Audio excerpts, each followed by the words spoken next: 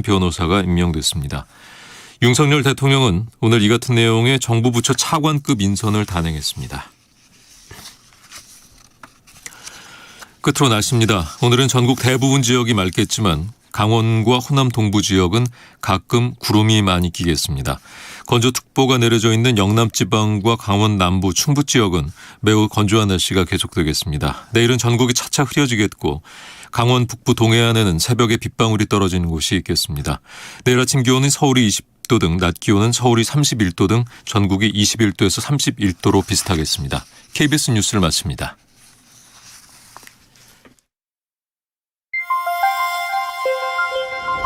대한민국 중심 채널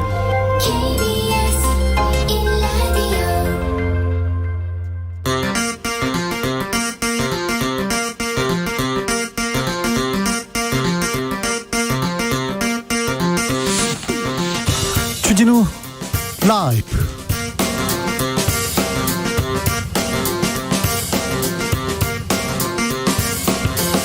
(2022년 6월 3일) 금요일입니다. 안녕하십니까, 주진우입니다. 윤석열 대통령이 차관급 인선을 단행했습니다. 검찰 출신이 전진 배치됐는데요. 국정원 기조실장에는 김건희 여사 변호인이었죠. 조상준 전 검사가 맡게 됐습니다. 이로써 법무부 장관에 이어서 대통령실, 검찰, 정보 라인까지 해서 검찰 측근들이 배치됐다, 이런 평가 받습니다. 물가 상승률은 5.4%, 14년 만에 최고치입니다. 윤 대통령은 경제 위기 태풍이다, 지방선거 승리에 입을 다물 상황이 아니다, 이렇게 밝혔는데요. 주스에서 정리해봅니다. 지방선거가 끝났습니다. 여야는 혁신, 쇄신 외치고 있습니다. 국민의힘 이준석 대표는 혁신위를 통해서 당 구조를 바꾸겠다 얘기합니다. 그리고 성상납 의혹에는 떳떳하다고 밝혔는데요. 민주당에서는 쓴소리 쏟아집니다. 왜 졌냐, 누구 책임인가, 책임론 불거지고 있고요. 벌써부터 전당대회 차기 당대표는 누가 맡는지 공방 이어집니다. 정치연구소에서 지방선거 이유 짚어봅니다. 러시아가 우크라이나를 침공한 지 100일, 전쟁은 오늘도 이어지고 있습니다. 지금까지 숨진 민간인이 4,000명을 넘었습니다. 전쟁을 피해서 우크라이나를 떠난 피난민들 680만 명에 달한다고 합니다. 전쟁은 길어지고 가난한 사람, 가난한 나라부터 힘들어지게 만들고 있습니다. 지난 100일 동안의 전쟁, 국제사회에 남긴 영향은 무엇인지, 이 전쟁의 끝은 과연 언제일지 임상훈 인물결 연구소 소장과 생각해 보겠습니다. 나비처럼 날아 벌처럼 쏜다. 여기는 주진우 라이브입니다.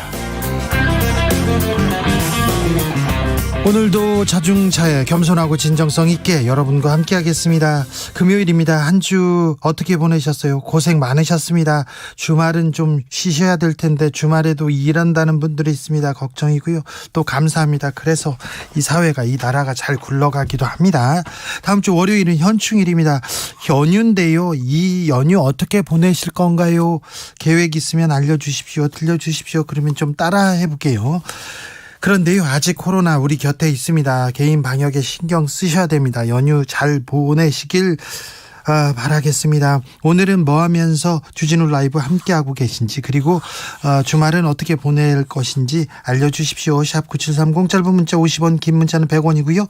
콩으로 보내시면 무료입니다. 그럼 주진우 라이브 시작하겠습니다.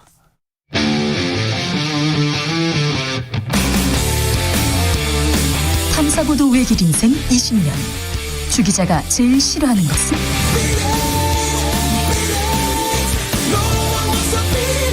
이 세상에서 비리와 부리가 사라지는 그날까지, 오늘도 흔들림 없이 주진우 라이브와 함께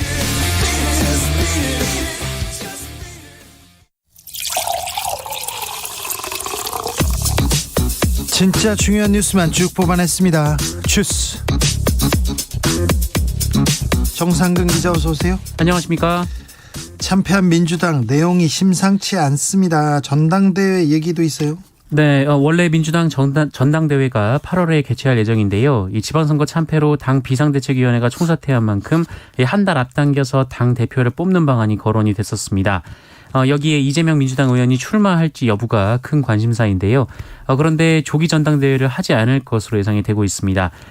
박홍구 원내대표는 오늘 오전 당내 중진 의원들과 간담회를 열었는데 민주당은 이 자리에서 이 당내 일부가 제기하고 있는 조기 전당대회는 개최하기 어렵다라는 점에서 이 차기 전당대회를 예정대로 8월에 여는 방향으로 뜻을 모았다고 밝혔습니다. 오영환 대변인은 관련해서 브리핑을 통해서 조기 전대를 수용하는 소수 의견이 있는 것을 알고 있지만 시간상 물리적으로 불가능해 보인다라며 이 당원 당규에 정해진 대로 하는 게 적절하다는 공감대를 이뤘다라고 했고요. 어려운 상황 속 당내 통합과 단결이 필요하다는 얘기가 오갔고 당의 현재 상황에 대한 평가와 쇄신이 있어야 한다는 것이 중진 의원들의 공통된 의견이었다고 전했습니다. 대선에서도 졌고요. 그리고 지선에서도 참패했습니다. 그런데 그 민주당에서 주장하는 국민의힘 그리고 윤석열 대통령이 이렇게 못한다, 이렇게 잘못한다. 그런데도 국민들은 민주당을 심판했어요. 그런데 뭘 잘못했는지 냉정한 평가, 반성이 먼저인데 전당대회 얘기하고 누가 당권을 잡는지 그 얘기를 하고 있습니다. 당내 갈등 계속돼요. 네, 친문핵 시민 홍영표 의원은 오늘 오전 라디오 인터뷰에서 이번 선거 결과는 민주당이 잘못된 공천을 심판한 것이라며 이재명 고문은 대선 때 자신을 지지했던 유권자들이 뭉쳐 도와줄 것이란 위험한 생각을 가졌다라고 주장했습니다. 김종민 의원도 민주당으로서는 참사였다라면서 이재명, 송영길 두 분이 대선 한 달 만에 출마한 것이 결정적이었다라고 주장했습니다.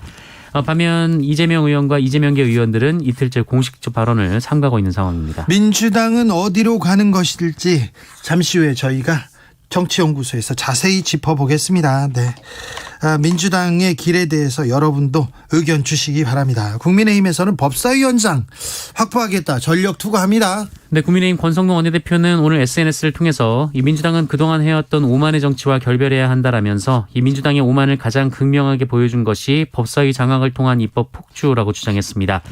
또한 민주당이 혁신을 하고 싶다면 그동안 오만하게 휘둘러왔던 법사위부터 내려놓아야 할 것이다 라고 주장했습니다. 선거에서 공동 선대위원장을 맡았던 김기현 전 원내대표도 민주당이 법사위원장 반환을 지키지 않으려 든다면 소탄대실이라는 결과가 나올 것이다 라고 주장했습니다. 그랬어요? 이준석 대표 혁신 얘기하는데요. 그런데 성상납 논란 계속됩니다. 네, 이준석 대표는 자신의 성상납 의혹과 관련한 당 윤리위원회 징계 여부에 따라서 조기 전당대회가 열릴 수 있다 이런 일각의 주장에 대해 지방선거 때부터 수많은 설을 뒤에서 유포하는 분이 있다라며 그분의 희망사항이 자꾸 나오는 것 같다라고 반박했습니다. 이준석 대표는 의혹에 대해서는 떳떳하고 문제없다라면서 이 당 윤리위가 개최되면 공개회의를 하자고 할 것이다라고 말했고요. 본인이 떳떳하지 않은 게 있었으면 강용석 후보의 복당을 받아주는 것이 제일 편했다라고 주장했습니다. 한편 국민의힘 윤리위는 유튜브 채널 가로세로 연구소가 제기한 이준석 대표의 성상납 및 증거인멸 교사 의혹에 대한 징계 절차를 진행 중이고요. 지난 4월 징계 절차 개시를 의결했으나 이 판단을 6일 지방선거 이후로 미룬 바 있습니다. 우크라이나에 간다 뭐 이런 얘기도 있고 안 된다. 해외 도피하는 거니까 출국 금지 시켜야 된다. 이런 주장도 있었습니다. 네. 이준석 당대표의 성상납 논란은 어떻게 결정되어지는 건지 이것도 지켜보겠습니다. 아까 방송 중에 잠시 알람음이 울렸습니다. 네, 죄송합니다. 네, 양해해 주십시오. 경찰이 김혜경 씨 법인카드 관련해서 전방위적인 압수수색 나섰어요. 100군데 넘는 곳을 압수수색했다고요? 네, 이재명 의원의 배우자 김혜경 씨의 법인카드 유용 의혹을 수사 중인 경찰이 이 관련 업소 120여 곳을 최근 압수수색했습니다. 그러면 식당이나 어디에서 쓴 곳은 다 그 관련 내용을 살펴봤다는 거네요? 그렇습니다. 압수수색한 식당은 대부분 수원과 성남에 집중됐다라고 하고요. 지난달 중순 일주일에 걸쳐서 수사가 이루어진 것으로 보입니다. 경찰은 압수수색에서 확보한 자료를 통해 김혜경 씨가 법인카드를 사적으로 이용한 것이 맞는지, 맞다면 사용 기간과 금액은 얼마나 되는지 확인할 방침이라고 하고요. 네. 압수물 분석을 마치는 대로 사건 관련자들을 소환 조사할 계획이라고 합니다. 예. 이 소환 조사 대상으로는 이 사건을 제보한 공익신고인인 전 경기도청 비서실 비서 A씨, 그리고 의혹의 핵심 인물인 전 총무과 5급 배모 씨 등이 거론되고 있고요. 이 김혜경 씨의 소환 여부도 주목되고 있습니다. 4년 전 지방선거에서 경기도지사로 이렇게 당선된 이재명 후보에 대한, 이재명 도지사에 대한 전방위적 경찰 수사가 있었습니다. 그때는 분당경찰서에서 여러 의혹에 대해서 굉장히 오랫동안 수사를 해서 전방위적으로 했는데 나중에 이제 기소하는 거는 정말 몇 가지였는데요. 이번 선거가 끝나자마자 이재명 의원이 됐죠. 이재명 의원은 경찰 수사망에 또 오르고 있군요. 네. 오늘 추가 인사가 있었습니다. 네, 윤석열 대통령은 오늘 국가정보원 2차장에 김수현 전 국정원 대공수사국장을, 그리고 국정원 기획조정실장에는 조상준 변호사를 인선했습니다. 조상준 변호사. 네, 조상준 변호사는 검찰 출신으로 윤석열 대통령의 대표적인 검찰 라인 측근으로 꼽히고 있습니다. 또 검사 출신이 있습니다. 네, 또 윤석열 대통령은 국무총리실 비서실장에 박성근 변호사를 인선했는데요. 박성근 변호사도 검찰 출신으로 이 서울고검검사, 광주지검 순천지청장을 지냈습니다. 네. 또 공정거래위원회 부위원장에는 윤수연 공정거래위원회 상임위원이 임명됐고요. 과학기술정보통신부 2차관은 박윤규 과기부 정보통신정책실장이 맡게 됩니다. 국정원 기조실장에 조상준 전 검사가 임명됐습니다. 기조실장이 국정원의 인사 예산을 총괄하는 자리입니다. 그런데 국정원장이 임명되기 전에 기조실장으로는 조상준이 간다는 얘기가 있었어요. 그러니까 그 자리를 먼저 딱 박아놓은 거죠. 근데 이분이 어떤 사람이냐면은 론스타 수사를 윤석열 검사하고 함께 수사한 인연도 있는데, 검찰총장이 된 윤석열이 가장 먼저 한 게 반부패부장으로 한동훈, 그리고 대검 형사부장으로 조상준, 이렇게 데리고 왔습니다. 그러니까 윤 핵관 중에 핵관이라고 할 수 있고 측근이죠. 이분이 국정원 정보 라인의 가장 실세라고 보시면 되는데, 국정원 정보를 이제 검찰 출신이 장악한다, 이런 의심을 살 만도 합니다. 국무총리 비서실장이라는 자리가 정치적 정무적으로 모든 걸 판단해야 되는 그런 자리인데, 여기에 박성근 전 검사, 이분은 대통령 인수위원회에 이렇게 데리고 간 그 분입니다. 그 한 건설업체 이렇게 사위인데요. 사위여서 굉장히 그 건설업계에선 유명한 사람인데, 유명한 분인데, 이 검사 출신을 국무총리실에도 가운데다 딱 박아놨습니다. 그런데 이렇게 검사 출신을 법무부도 그렇고요, 주요 요직마다 이렇게 두면 검사들이 다 해먹는다, 이 부담을, 이 책임을 져야 되는데, 이 부분에 대해서 유념하면서 인사를 하고 있는 거요. 네, 알겠습니다. 네. 아무튼 주요 요직에 검사들이 배치됐습니다. 네, 배치됐어요. 자, 물가 심상치 않습니다. 지난달에는 5% 넘게 올랐답니다. 네, 지난 5월 소비자 물가 상승률이 5.4%나 나왔습니다. 근 14년 만에 최고치인데요. 이 소비자 물가 상승률은 전년도 동월과 비교했을 때 물가가 얼마나 올랐는지에 대한 통계입니다. 그래도 5%는 정말 네, 이 소비자 물가 상승률은 지난해 1월에는 0.9%에 불과했으나 이후 꾸준히 올라서 지난해 10월부터는 3% 선, 올해 3월부터는 4% 선을 넘었다가 또 두 달 만에 5% 선을 넘는 등 빠르게 올라가고 있습니다. 매달 4%, 5% 그러면 20%, 30%, 50% 금방입니다. 네, 물가 상승률을 견인한 것은 역시 석유류 등 공업 제품과 이 외식 등 개인 서비스입니다. 얼마나 올랐어요? 경유가 45.8% 올랐고요. 휘발유는 27%, 등유가 60.8% 올랐습니다. 아이고. 자동차용 LPG도 26%나 올랐습니다. 식자재 값도 많이 올랐다고요? 네, 밀가루가 26%, 식용유가 22.7%, 빵이 9.1% 올랐고요. 외식도 7.4%가 올랐는데, 특히 갈비탕이 12.2%, 생선회가 10.7%, 치킨이 10.9% 올랐습니다.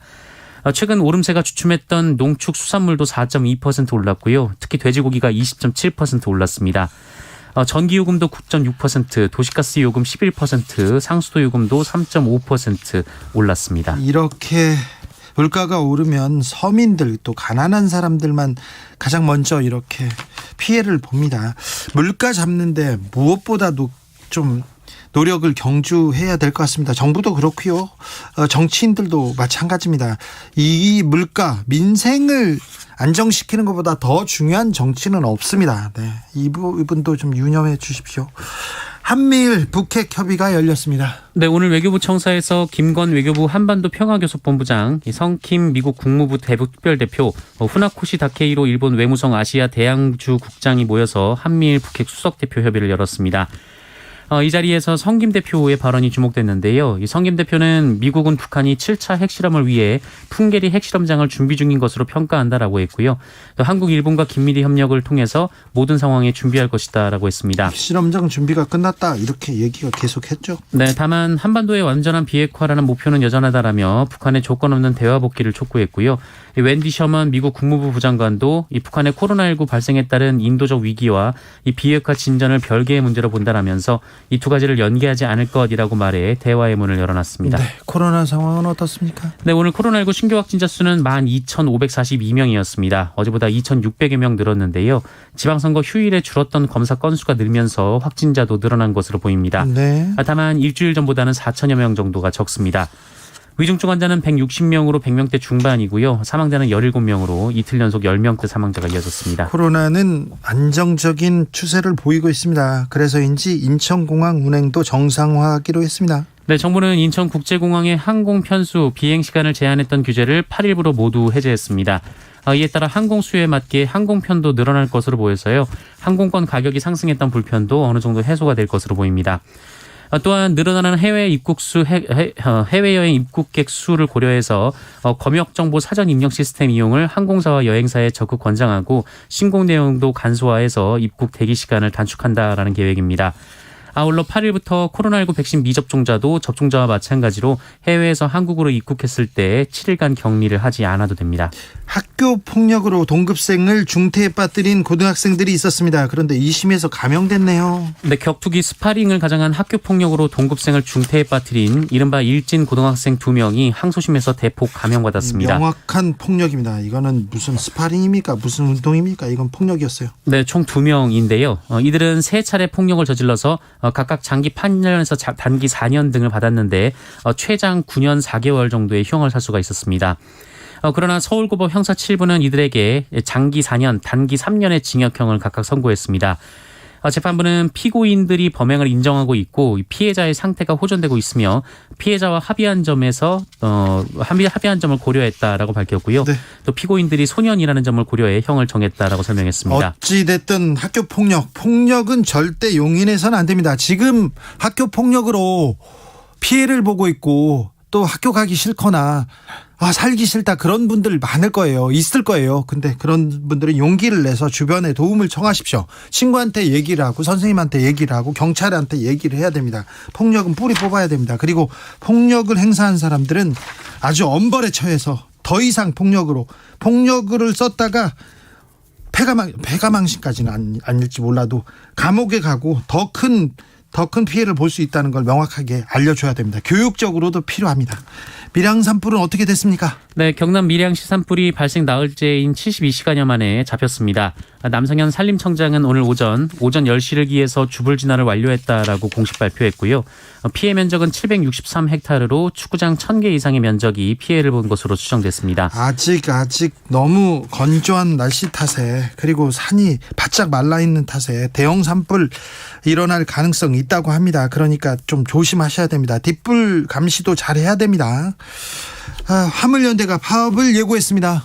네, 민주노총 공공운수노조 화물연대 본부가 오는 7일 안전운임제 확대 등을 요구하며 집단 운송 거부를 예고했습니다. 화물연대는 화물기사 최저임금제에 해당하는 안전운임제 폐지를 반대하고 확대 적용을 요구하고 있는데요. 정부와 경찰은 엄정 대응을 경고하고 있습니다. 경찰청은 오늘 주요 물류 거점에 경찰력 배치하고 112 순찰을 강화해서 불법 행위를 차단 방지하겠다라고 밝혔고요. 차량을 이용한 불법 행위에 대해서는 도로교통법에 따라 운전면허 정지 취소 등 행정처분도 병행할 방침이다라고 밝혔습니다. 국토부도 화물차주 근로 여건 개선과 화물 운송 사업의 구조개혁 방안 등을 논의하고 있음에도 갑작스럽게 집단 운송 거부 결정을 내린 화물연대에 대해 유감을 표한다라면서 화물연대의 집단 운송 거부는 국가 경제에 큰 피해를 줄 것이다라고 주장했습니다. 국토부가 무슨 시나리오를 마련했다고요? 네, 매일노동뉴스는 화물노동자 파업에 대비해 운수사와 화주를 모아서 파업 대책 회의를 했다, 이런 보도를 했습니다. 여기서 국토부는 이 파업 기간에 따라 경계, 심각 단계로 나눠 대응하는 시나리오를 마련했다라고 하는데요. 이 시나리오에 따라 화물연대 기자회견 직후인 지난달 25일 관심 단계, 그리고 5일 뒤인 30일 결의대회 이후 주의 단계로 위기경보를 격상했다라고 합니다. 네. 그리고 파업 10일 전부터 이 화물연대 집단행동의 부당성 그리고 비상수송 대책을 알리는 보도자료 배포 이런 대목이 있었다고 하는데요. 네. 정부가 노사관계를 중재하지 않고 일방적으로 노조에 대해 부정적 여론 작업에 앞장선다라는 지적이 나오고 있습니다. 이런 지적 나올 수밖에 없죠. 이에 대해 국토부 관계자는 매일노동뉴스에 이 불법행위나 비상수송 대책을 위한 것이다라면서 민간 차원의 대책 마련을 강조하기 위해 작성된 것이다라고 밝혔습니다. 주스 정상근 기자 함께했습니다. 감사합니다. 네, 고맙습니다. 어디서 뭐 하면서 주진우 라이브 함께하고 계신가요? 물었는데 제이미님 마늘 까면서 듣고 있습니다. 네, 마늘 까면서 주진우 라이브죠. 밤 까면서도 괜찮습니다. 네.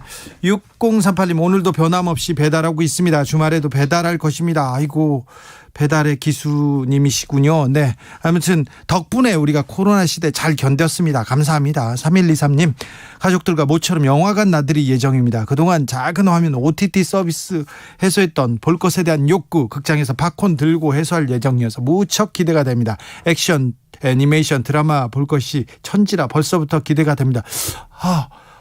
뭐 어떤 영향인지는 모르겠지만 얼마 전부터 이제 극장에 사람이 갑니다. 사람들이 가서 팝콘도 먹을 수 있고 보면서 마스크도 벗을 수 있다는 얘기죠. 그런데 극장에 사람들이 몰립니다. 그래서 한국 영화도 다시 기지개를 켜고 있습니다. 네.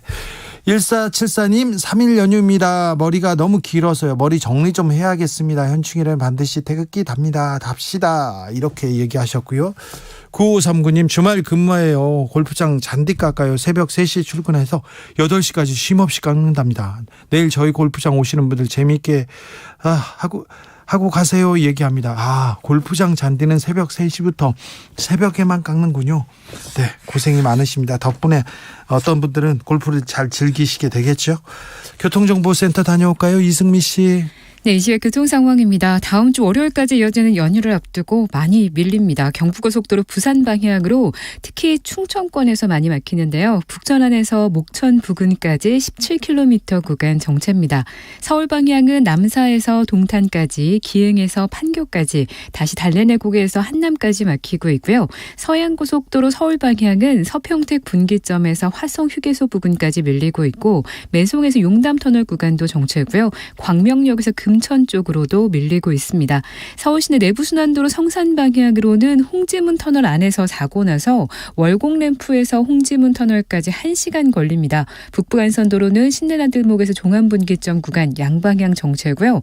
올림픽대로 공항 방향으로 영동대교와 한강대교 부근에 고장난 차 있어서 주의하셔야겠고요. 잠실대교부터 여의교까지 밀리고 있습니다. KBS 교통정보센터였습니다.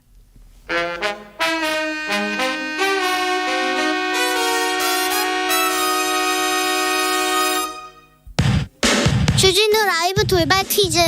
오늘의 돌발 퀴즈는 객관식으로 준비했습니다. 문제를 잘 듣고 보기와 정답을 정확히 적어 보내주세요. 엘리자베스 2세 영국 여왕의 실기땡땡 주년을 기념하는 축제 플래티넘 주빌리가 시작됐습니다. 버킹엄궁의 발코니에 여왕과 가족이 등장하자 하늘에선 공중분열식이 펼쳐졌고 전투기들은 이 숫자를 만드는 묘기를 보였는데요. 오늘의 문제. 2022년은 엘리자베스 2세 여왕이 즉위한 지 몇십 주년이 되는 해일까요? 보기 드릴게요. 1번 17주년, 2번 70주년. 다시 들려드릴게요. 1번 17주년, 2번 70주년. 샵 9730 짧은 문자 50원, 긴 문자는 100원입니다. 지금부터 정답 보내주시는 분들 중 추첨을 통해 햄버거 쿠폰 드리겠습니다. 주진우 라이브 돌발 퀴즈 월요일에 만나요.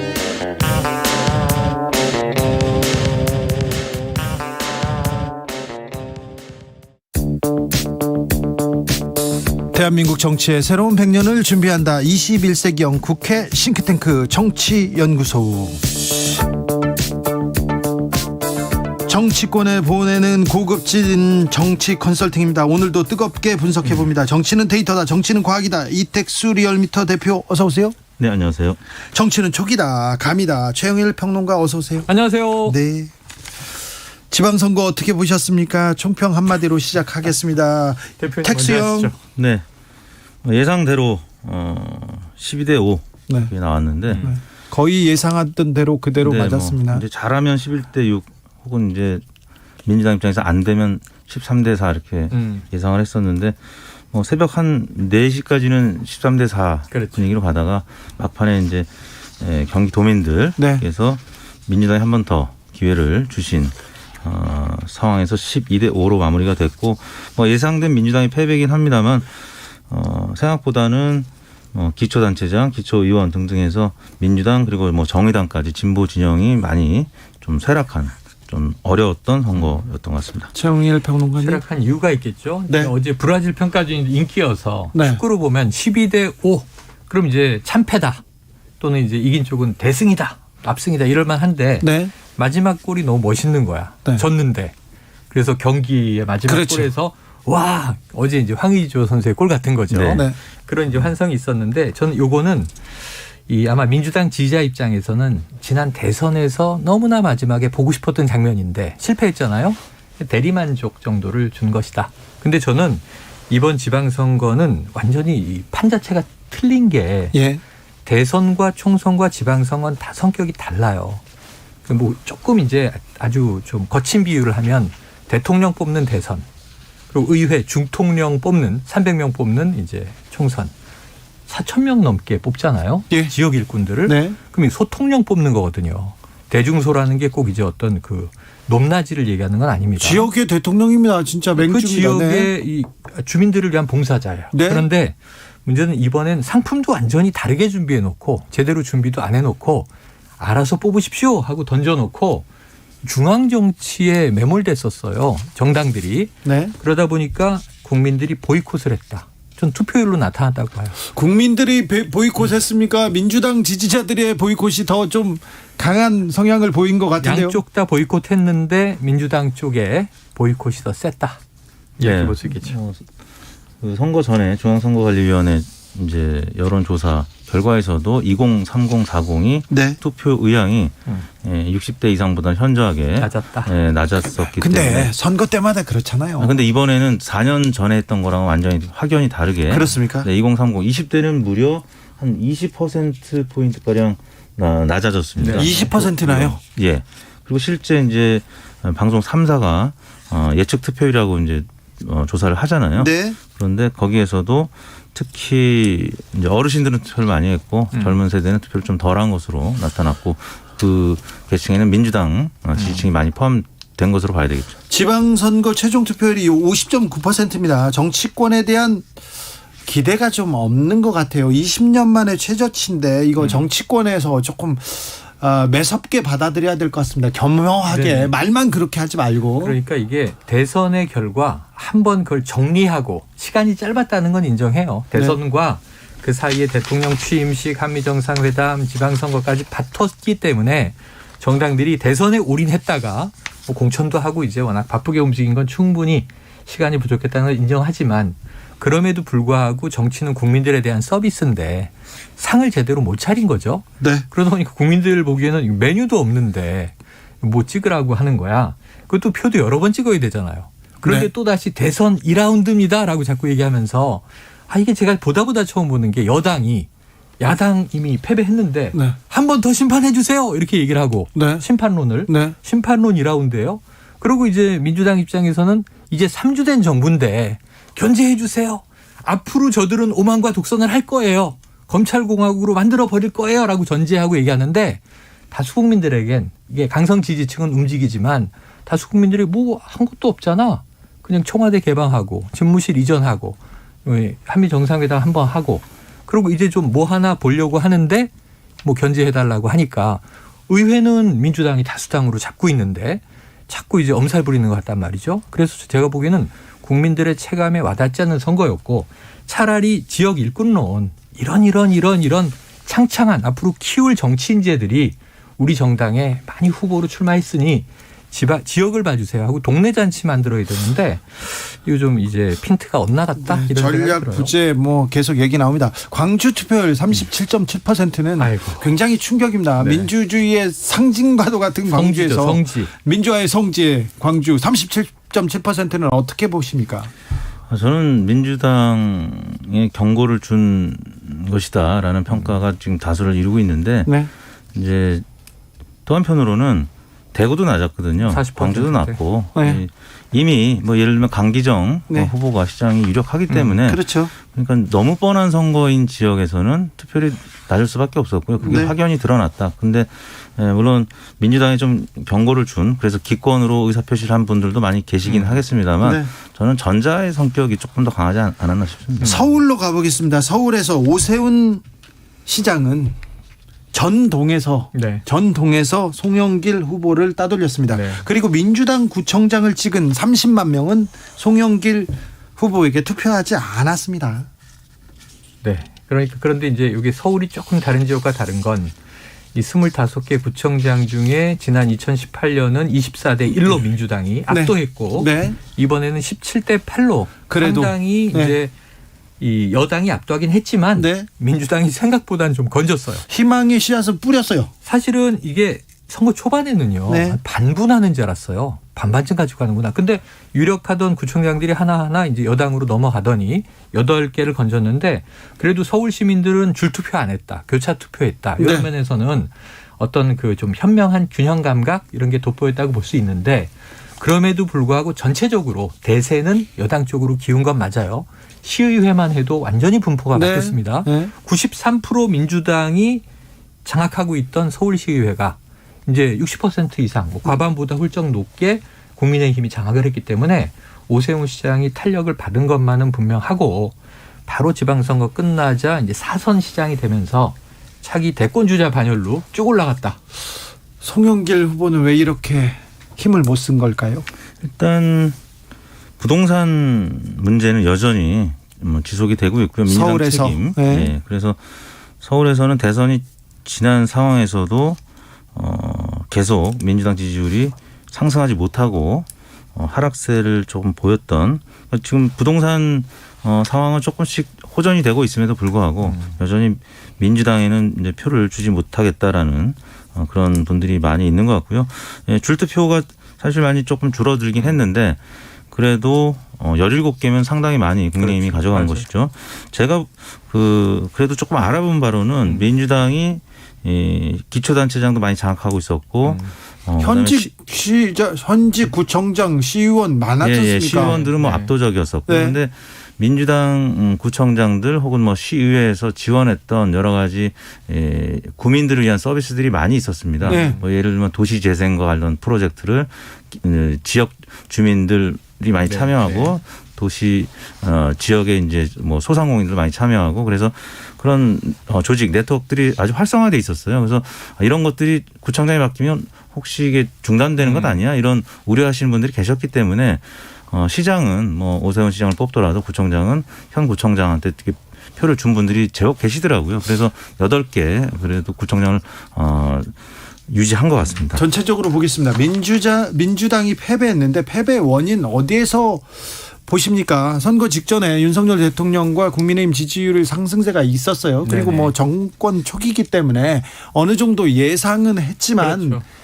뚜껑을 열어보니까 더 좀 심각하던데요. 그러니까 이제 이런 거죠. 구도 자체는 민주당이 불리했는데 네. 이 구도를 외부 요인으로 보면 민주당의 잘못은 아니에요.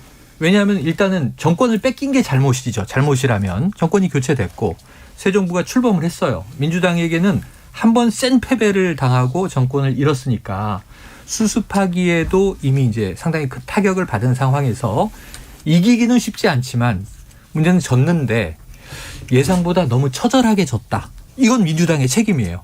진 것은 인정해요. 질 수 있다. 왜냐하면 정부 여당이 지방선거는 대체로 장악을 해요. 2017년에 문재인 정권이 들어서고 2018년 선거를 민주당이 싹쓸이합니다. 압승했죠. 그러니까 이번에 뭐 윤석열 정부 들어서고 한 달도 안 돼서 치러진 지방선거에서 여당이 원 없이 일하게 해주세요. 야당이 국회에서 발목 잡습니다. 이런 거 어필하죠. 그래서 민주당은 불리하게 갔는데 문제는 아주 촘촘한 명분들이 있었어야 돼요. 아까 송영길 서울시장 후보 얘기했는데 그냥 왜 이렇게 물어보면 개항을 해서 인천에서 5선을 했고 이랬던 국회의원이 당대표도 하셨고 그다음에 인천시장도 했고 대선 패배의 책임이 있고 그런데 이분이 586 용태를 박지원 공동비대위원장보다 먼저 주창했잖아요. 그러니까 내부에서 뭐라 그랬냐면 서울시장 나간다고 다 하산하라고 지시하더니 당신은 왜 혼자 등산해? 이런 반론들이 나왔는데 저는 내부 반론을 무릅쓰고 심지어는 공천에서 안 시킬 거야 그랬는데 그걸 뒤집고 공천 받아서 나가니 전 송영길이라는 서울시장 후보로서의 상품이 민주당 내에서 이미 흠결이 난 거예요. 상처투성이가 된 거야. 근데 이걸 서울 시민들에게 드세요. 이거 사세요. 내밀면 서울 시민 바보입니까? 민주당 내부에서 나오지 말라는 인물이었는데 내보내놓고 우리 보고 뽑으라고? 민주당 내부에 당신들의 속내는 뭐요? 이렇게 물어보면 뭐라고 답변하겠어요? 그러니까 명분이 없었잖아요. 그러니까 이게 패착이죠. 공천 과정도 문제가 있었지만 선거 막바지까지 계속된 당 지도부의 자중질환. 네. 그러니까 뭐 사과를 할 거면 이제 뭐 포괄적으로 사과를 하든지 아니면 사과를 했는데 왜 했느냐 뭐 이런 논쟁이 선거 동반까지 계속 이어졌죠. 뭐 축구 얘기하셨으니까 예를 들면 뭐 감독의 리더십이 없는 상황에서 뭐 코치라든지 주장이 뭐 4-3-3으로 하자, 4-2-4로 하자 이게 막 계속 혼동이 되다 보니까 수비도 안 되고 주장 2명 세워놨는데 경기 중에 주장 둘이 또 싸웠어요. 뭐 싸운 거죠. 네. 예. 삿대질하고 그러니까 팬들이 응원을 할 수가 없고 고성이 질러지고. 배영로님께서 민주당 부동산보다 성비 문제 아닌가. 성비 문제도 좀 있었죠. 터졌고요. 네. 스페이드 킹님 민주당은 반성 좀 해야 하는 거 아닌가요? 대선을 지고 성찰이 안 보인다 이렇게 얘기했는데 쇄신 반성 없이 지금도 계파 갈등 계속 분출합니다. 이재명이 나오면 달라질 거다. 그런데 이재명 효과는 크지 않았습니다. 그렇죠. 근데 이재명 효과 이게 사실은 지금 명심 대 윤심의 대결. 경기지사 선거 간신히 민주당이 간신히 이겼습니다. 근데 이제 김은혜 후보는 초선 의원의 체급으로 보면 경제부총리를 지내고 대선 주자로 나왔던 김동연 후보하고 격차가 있어요. 근데 그게 박빙이에요. 이길 뻔도 했어요. 김은혜 후보가. 그 이제 거기서 채워진 부족했던 부분은 뭐냐면 윤심으로 채워진 거예요. 그 김은혜 그렇죠. 후보가 곳곳을 누비면서 호소한 게 네. 제가 도지사가 돼야 예산 폭탄이 경기도에 떨어지고 네. 오세훈 서울시장하고 제가 통하기 때문에 윤석열의 입이었어요. 이렇게 경기도 했죠. 서울시 모든 문제들을 제가 해결합니다라고 네. 얘기하면서 모든 시스템과 인프라를 다 동원해서 내가 도지사가 돼야 된다. 근데 김동연 후보는 명심을 입고 나왔다고 했는데 명심이 어디 있냐면 인천 계양에 갇혀 있는 거예요. 인천 계양으로 가버렸어요. 지원하기도 힘들어. 네. 가버린 것도 문제지만 네. 그다음에 총괄선대위원장을 겸직했는데 네. 이 무거운 바위를 왜 겸직을 시켰을까요? 그러니까 사실은 너끈히 이길 줄 알았겠지만 문제는 박빙이어서 문제인데 여론조사 문제 제기를 하는 또 민주당 일부 지지층도 계시더라고요. 근데 그걸 다 종합을 해도 네. 이 대선 패배하고 사실은 좀 더 쉬었어야 할 후보를 끄집어내서 혹은 본인이 나와서 무리한 이 십자가를 짊어지고 뛰게 만들었고 명심의 지원은 경기도에 미치지 못했다. 그래서 이제 김동연 후보는 이제 힘든 싸움을 했어야 되는 겁니다. 근데 이런 게 눈에 보였던 건데 왜 사전에 조치하지 못했을까 네. 하는 부분은 안타까움으로 남고요. 또 국민들이 하나는 다 알지요. 이런 얘기를 해요. 국민의힘도 좀 겸손 모드예요 지금. 네. 혁신 먼저 하겠다. 네, 이렇게 네. 드라이브 걸었는데 이런 얘기를 국민의힘 내부에서 했어요. 우리가 잘한 게 아니고 민주당이 너무 못해서 졌다. 네. 한마디로 하면 야당복이 있다 우리가. 민주당이 앞으로 저렇게 계속 못할 거니까. 계속 민주당 보고 야당 복 얘기를 예. 국민의힘에서 얘기합니다. 이렇게 얘기해요. 우리가 국정농단으로 대통령 탄핵당하고 4번 내리셨는데 네. 민주당 지금 3번 졌으니까 다음 총선까지 한 번만 더 지세요. 다음 총선에는 우리가 국회 장악할게요. 지금 이런 모드예요. 예. 근데 국민의힘이 잘하는 게 있어요. 이준석 대표가 여러 가지 이제 뭐 노선의 문제라든가 성향의 문제는 호불호가 있겠지만 빨라요. 혁신. 예, 그러니까 김포공항 이전 문제가 딱 나왔는데 이게 강서와 인천 연계해서 송영길 후보, 이재명 후보가 낸 거잖아요. 네. 근데 바로 국민의힘이 제주로 날아가잖아요. 네, 네. 이거 굉장히 빠른 네, 거거든요. 네. 제주가 열세 지역이었는데 네. 국민의힘 입장에선 그러니까 이렇게 국민의힘이 과거보단 상당히 기민해졌다. 기동전을 하고 있다.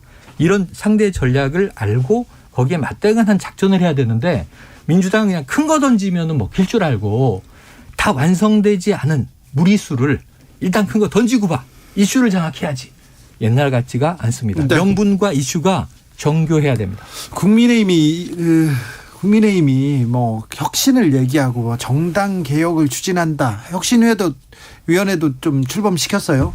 근데 이 부분은 어떻게 될까요? 일단 이준석 당 대표의 거치나 지금 뭐 윤리위원회 네네. 그 회부돼 있는 문제가 어떻게 정리되는 거에 따라서 좀 달라지겠죠. 그렇죠. 근데 뭐 선거가 국민의힘 이제 대승 압승으로 결론이 났기 때문에 이인석 당대표에 대한 평가는 당내에서 굉장히 이제 우호적으로 바뀐 상황입니다. 그렇기 그렇습니까? 때문에 네, 향후에도 또 윤석열 대통령의 집권 초기에 국정 동력을 위해서는 여당 대표의 어떤 리스크가 좀 더 지금보다 심화될 서는 안 되는 그런 상황이기 때문에 제가 볼 때는 당내에서 어느 정도 봉합하고 가지 않을까 이런 전망이 더 우세한 것 같고요. 네.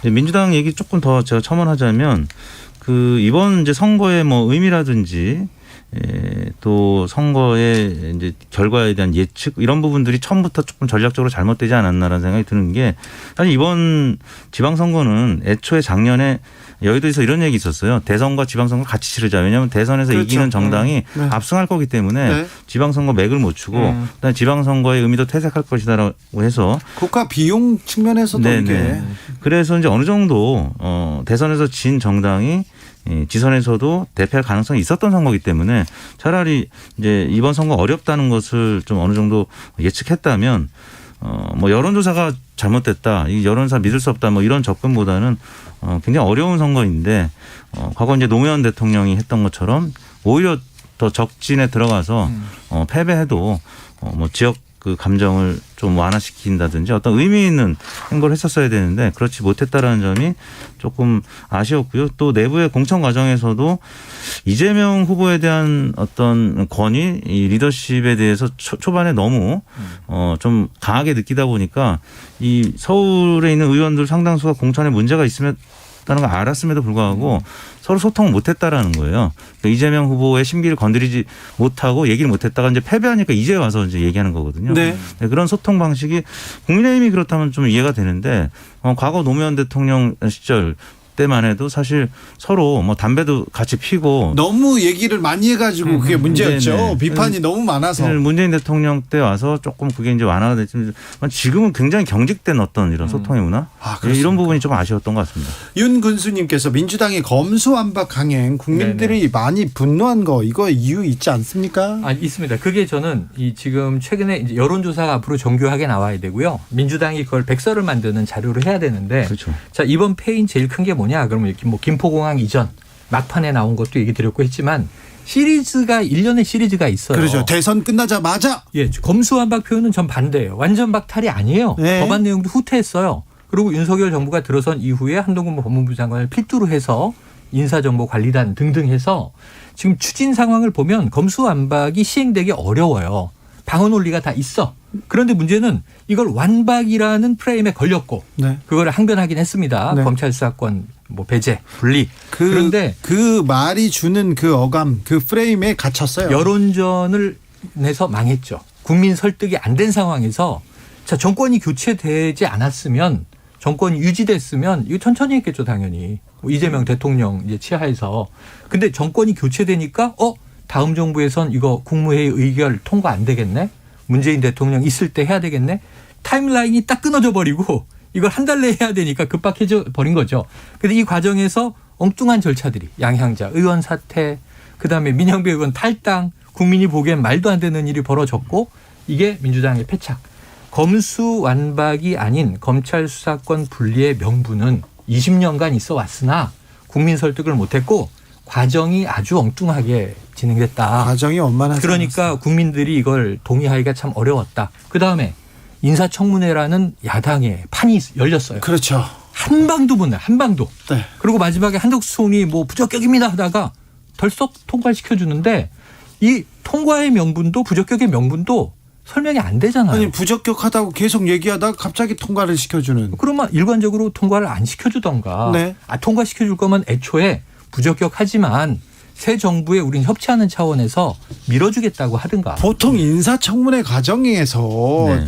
정부에서 정부 여당이 그냥 타격을 입는 게 지금까지 예였었는데 이번 인사청문회에서는 민주당이 오히려 점수를 까먹었죠. 그렇죠. 뭐 낙마자도 많지 않았고 그리고 낙마와 관련된 여론조사를 했을 때 보통 집권 초기라 하더라도 뭐 이 정도 문제 사안이 있으면은 임명 반대 여론이 한 60% 이상 되는 후보자들이 한 3-4명 정도 나오는데 그렇죠. 지금 이번에는 정호영 후보자 외에는 사실 60% 이상 반대 여론이 많지가 않았습니다. 그리고 청문회 과정에서도 말씀하신 것처럼 민주당 지지층에서 굉장히 뭔가 한 방을 기대했는데 거의 그런 부분이 없었죠. 그래서 민주당은 득점을 1년의 과정에서 뭐 대선 패배 이후 지방선거 사이에 벌어진 과정에서 유효타가 하나도 없었다. 저는 네. 한동훈 장관 청문회가 인사청문회의 백미라고 보는데 네. 정말 민주당이 그 중요한 딱 한 명만은 그래서 한독수 이 총리 인준 문제도 같이 건 거였는데 거기서 줄줄이 정말 헛발질을 하는 의원들의 모습을 보면서 이건 상대당이 아니라 민주당 지지자들이 어찌 이럴 수가 있는가라고 탄식을 한 것을 보면 그러니까 민주당은 뭘 준비한 거죠? 인사청문회를 탄탄히 준비했나요? 아니면 이 법안 통과 중요한 검찰개혁 법안을 정말 일사불란하게 딱 처리했나요?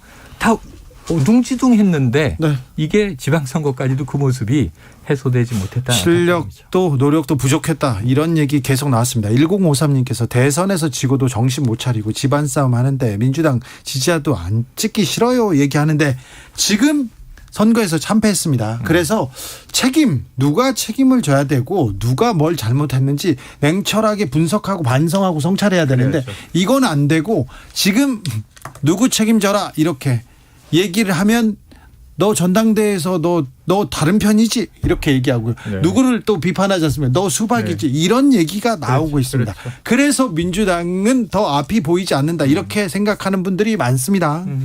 일단 민주당 내부에 뭐 주요 인사들, 의원들 말을 좀 아껴야 될 것 같습니다. 그리고 당 바깥에 국민들, 시민들의 의견을 좀 수렴해야 될 것 같고요. 패배 원인에 대해서는 전문가들의 의견을 수렴해서 백서를 이제 써야 되고 그런 이제 모습이 필요하고 일단 그럼에도 불구하고 김동연 또 재보궐선거에서 김한규 이런 유력 잠룡들, 뭐 차기나 차차기 잠룡들의 일부 인사들이 원내에 편입이 됐다라는 점은 그래도 희망을 이제 발견했던 민주당이기 때문에 일단 잘못된 부분을 정확하게 파악하고 그리고 새로 돌아온 이런 유력 주자들을 좀 키워주는 약간 긍정의 힘이 좀 발현이 되는 그런 당의 문화가 좀 필요할 것 같습니다. 민주당에 지금 좋은 기회가 왔어요. 거듭날 기회가. 그러니까 우리가 이제 부활해야죠. 이 제1야당이고 지금 다수당인데요, 원내. 그런데 부활을 하려면 전제 조건이 있어요. 완전히 죽어야 돼요.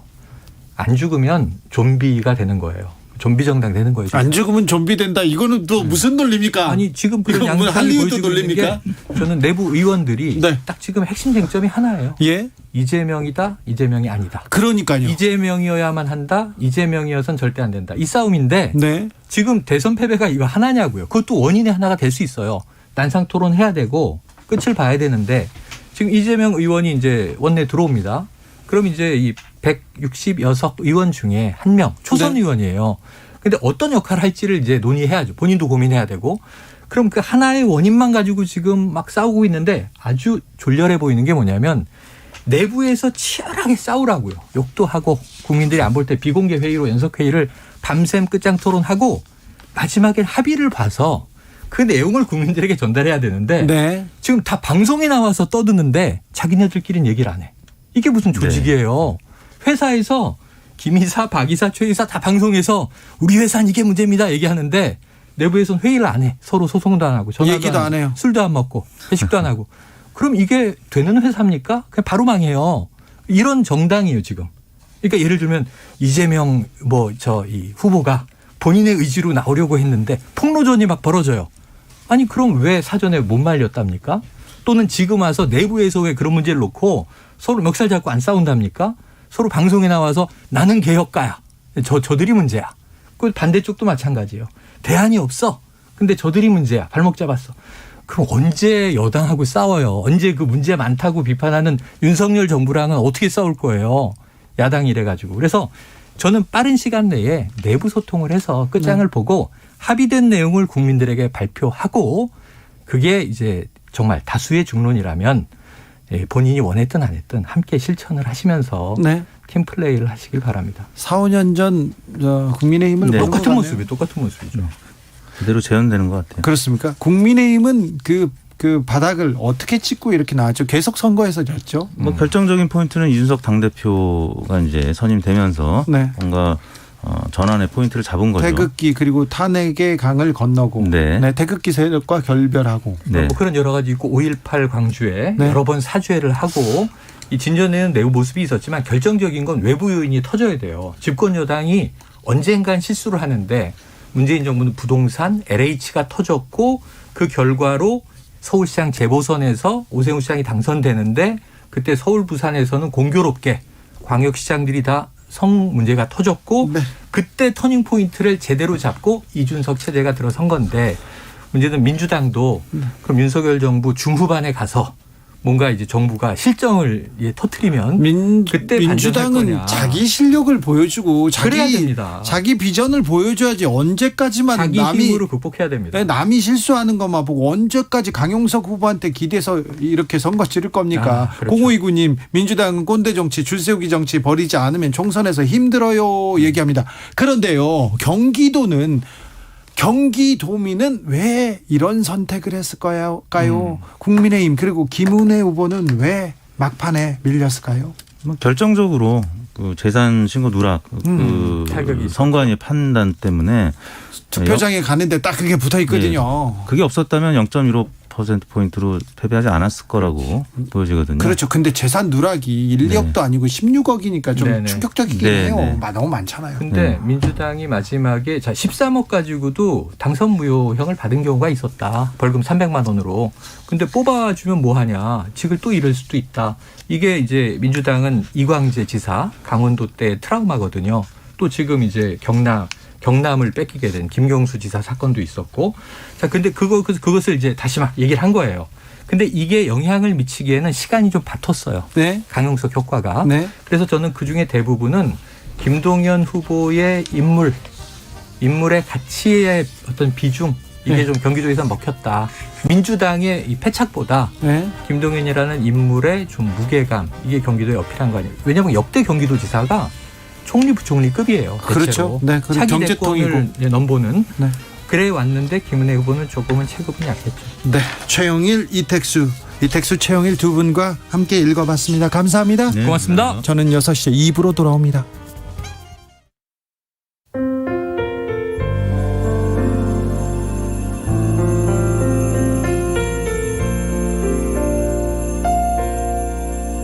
KBS 라디오 연중기획 희망충전 대한민국 484번째 이야기.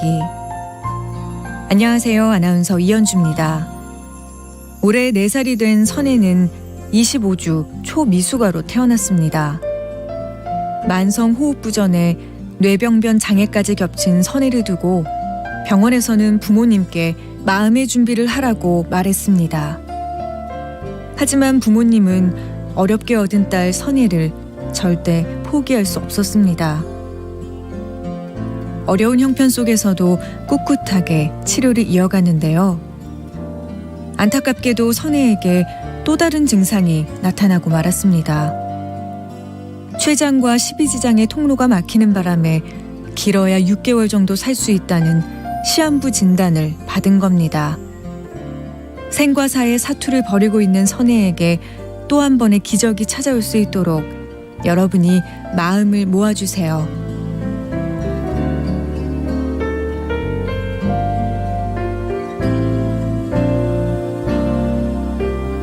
여러분의 따뜻한 손길이 희망의 빛이 됩니다. ARS 060-700-1580 060-700-1580 한 통화 3,000원으로 희망을 선물해 주세요. KBS 라디오 연중기획 희망충전 대한민국은 초록우산 어린이재단, 인탑스 주식회사 그리고 청취자 여러분과 함께합니다. ARS 060-700-1580 한 통화 3,000원입니다.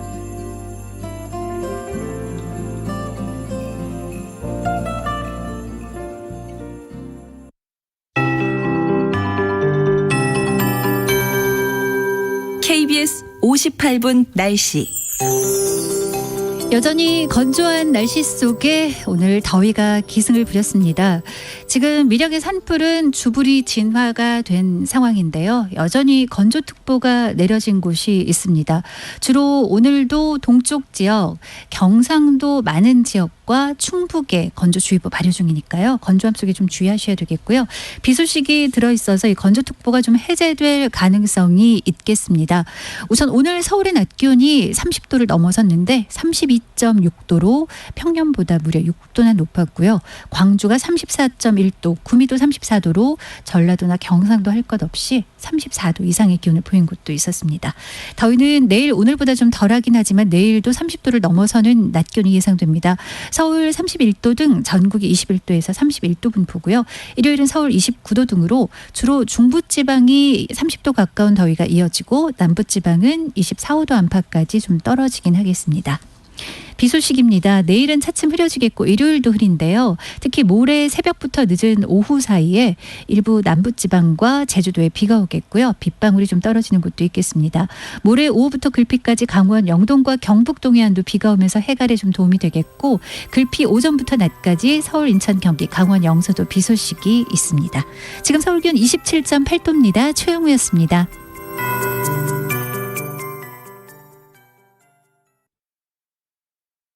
정성을 다하는 국민의 방송 KBS가 6시를 알려드립니다.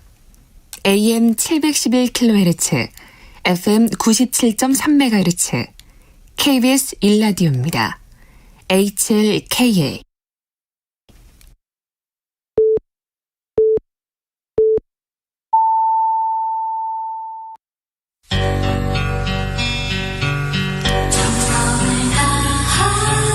정성을 다하는 국민의 방송 KBS 주진우 라이브. 그냥 그렇다고요. 이 시각 라디오 정보센터 뉴스입니다. 윤석열 대통령은 국가정보원 2차장에 김수현 전 국정원 대공수사국장을, 기획조정실장에는 조상준 전 서울고검 차장검사를, 국무총리 비서실장에는 광주지검 순천지청장을 지낸 박성근 변호사를 각각 임명했습니다.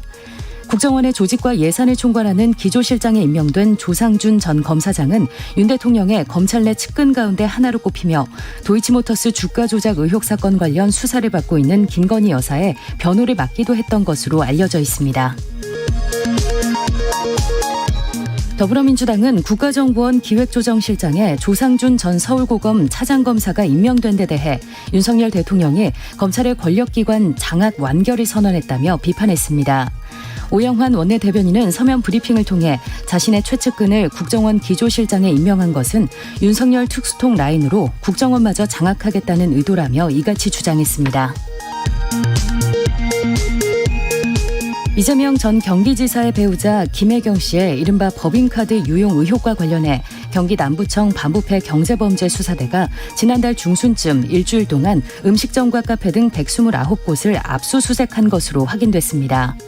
압수수색 대상에는 성남과 수원에 있는 한우식당과 초밥집 등이 포함됐으며 경찰은 단순 카드 내역뿐 아니라 구체적으로 어떤 음식을 주문했는지 등도 살펴본 것으로 알려졌습니다. 5개월 만에 재개된 조국 전 법무부 장관과 부인 정경심 전 동양대 교수의 재판에서 조 전 장관 측은 동양대 강사휴게 실피 씨의 증거 능력을 인정할 수 없다고 거듭 주장했습니다. 조 전 장관 측 변호인은 이번 재판에서 사실관계를 새롭게 규명해야 한다고 주장했습니다.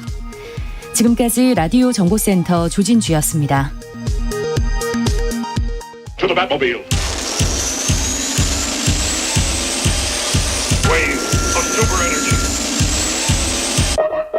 주기자의 1분. 지난 2월 24일 새벽 러시아의 침공으로 전쟁이 시작됐습니다. 오늘 우크라이나의 전쟁은 꼭 100일을 맞았습니다. 우크라이나 하늘에선 총알과 폭탄이 쏟아지고 땅에선 지뢰와 불발탄이 터집니다. 신음과 울음소리, 이어지고 있습니다. 매일 우크라이나인 100여 명이 숨지고 500여 명이 부상당하고 있다고 합니다. 젤렌스키 대통령은 지금까지 희생된 우크라이나인은 14,000여 명, 이 가운데 민간인은 4,000명이 넘는다고 합니다. 약 1,200만 명이 고향을 떠나야 했고요. 여성과 어린이를 중심으로 600만 명이 넘는 시민들이 해외로 피난을 갔습니다. 대부분의 전쟁이 그렇듯 전쟁에서 완벽한 승자는 없습니다. 패자만 있습니다. 누가 더 많이 피해를 입었는지 따지는 게 무슨 의미가 있을까요? 지도자들은 전쟁을 결심하지만 피해는 고스란히 국민들이 보고 있습니다. 정치인이 희생됐다는 소식 들어보셨습니까? 그런 적 있습니까? 러시아 우크라이나 대통령은 자기 나라에서 전쟁 영웅이 되어 있습니다. 정치적 입지는 더욱 공고해졌고요.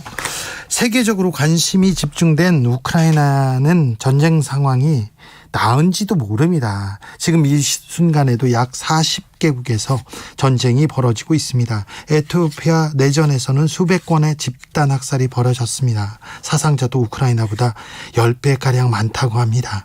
50만 명이 목숨을 잃은 시리아, 그리고 7년째 내전이 진행되고 있는 예멘, 전쟁의 비극은 시리즈를 만들어내고 있습니다. 미국 전쟁을 빼먹었네요. 올 들어 4명 이상의 사상자가 발생한 총기 난사 사건만 223건, 얼마 전에는 초등학교가 전쟁터가 됐습니다. 2020년에만 4만 5천 명이 넘는 시민이 총으로 목숨을 잃었다고 합니다. 총과 전쟁이 길이 될 수 없습니다. 평화가 답이고 밥입니다. 휴전 중인 분단 국가의 평화보다 더 중요한 건 없습니다. 우크라이나를 보고도 전쟁을 운운하는 사람들이 많아서 한숨이 나옵니다. 지금까지 주 기자의 1분이었습니다.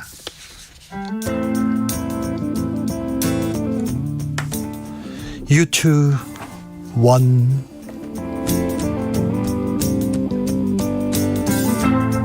Is it getting better? Or do you feel the same? Will it make it easier on you now? You got someone to blame. You said one love, one life. When it's one need in the night, one love, we get to share it. Leaves you, baby, if you don't care.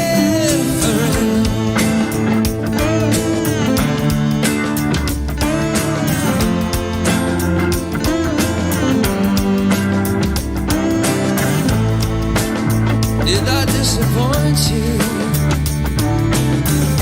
or leave a bad taste in your mouth? You act like you never had love, and you want me to go without. Well, it's too late tonight to drag the past out into the light. We're one, but we're not the same. We get to carry each other, carry each other. Whoa.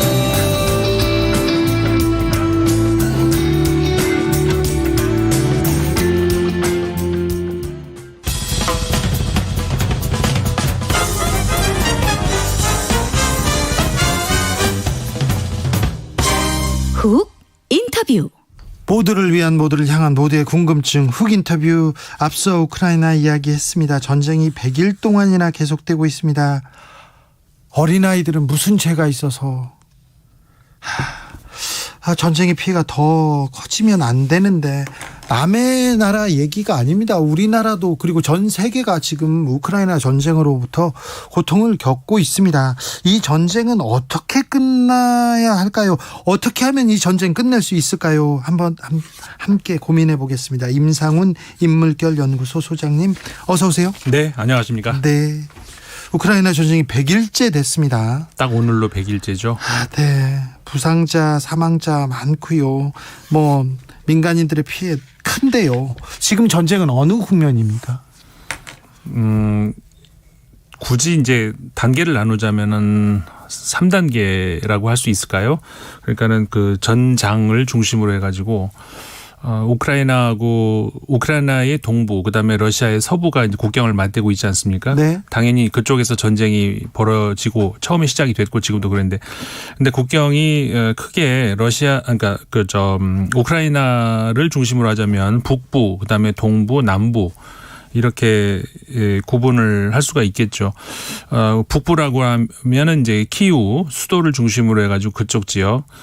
처음에 러시아가 그 키이우를 점령하기 위해서 그쪽으로 이제 시작을 했었죠. 처음에는 전쟁이 일어나지 않을 거라고 얘기했는데 전쟁이 맞아요. 일어나도 며칠 안에 그냥 끝날 거라고 얘기했는데 100일까지 이렇게 장기전이 되리라고는 생각하거나 예측한 전문가들 거의 없었어요. 그렇죠. 처음에 러시아가 키이우를 중심으로 해서 그 우크라이나 북부를 중점적으로 이게 그 침공에 들어갈 때는 말씀하신 것처럼 며칠 못 갈 것이다. 러시아의 전략도 그랬던 것으로 보입니다. 처음에 이제 명분으로 들었던 것도 그렇고 실제 러시아가 원했던 것도 그런 것이 이 우크라이나가 지금 현 젤렌스키 대통령이 들어서면서 그 이후로 아주 빠른 속도로 나토에 가입하겠다 이렇게 그 공언을 하지 않았습니까? 친서방 정책을 계속 폈죠. 네, 그렇게 되면서 그러니까 우크라이나가 역사를 지금까지 쭉 보면 그러니까 그 소비에트 연방이 붕괴된 이후에 지금까지 대통령이 교체되는 과정에서 번갈아 가면서 그 친서방, 친러시아, 친서방, 친러시아 왔다 갔다 했었죠. 예. 그러는 와중에서도 이제 균형을 잡는 어떤 그런 외교는 보여줘 왔습니다. 네, 상대적으로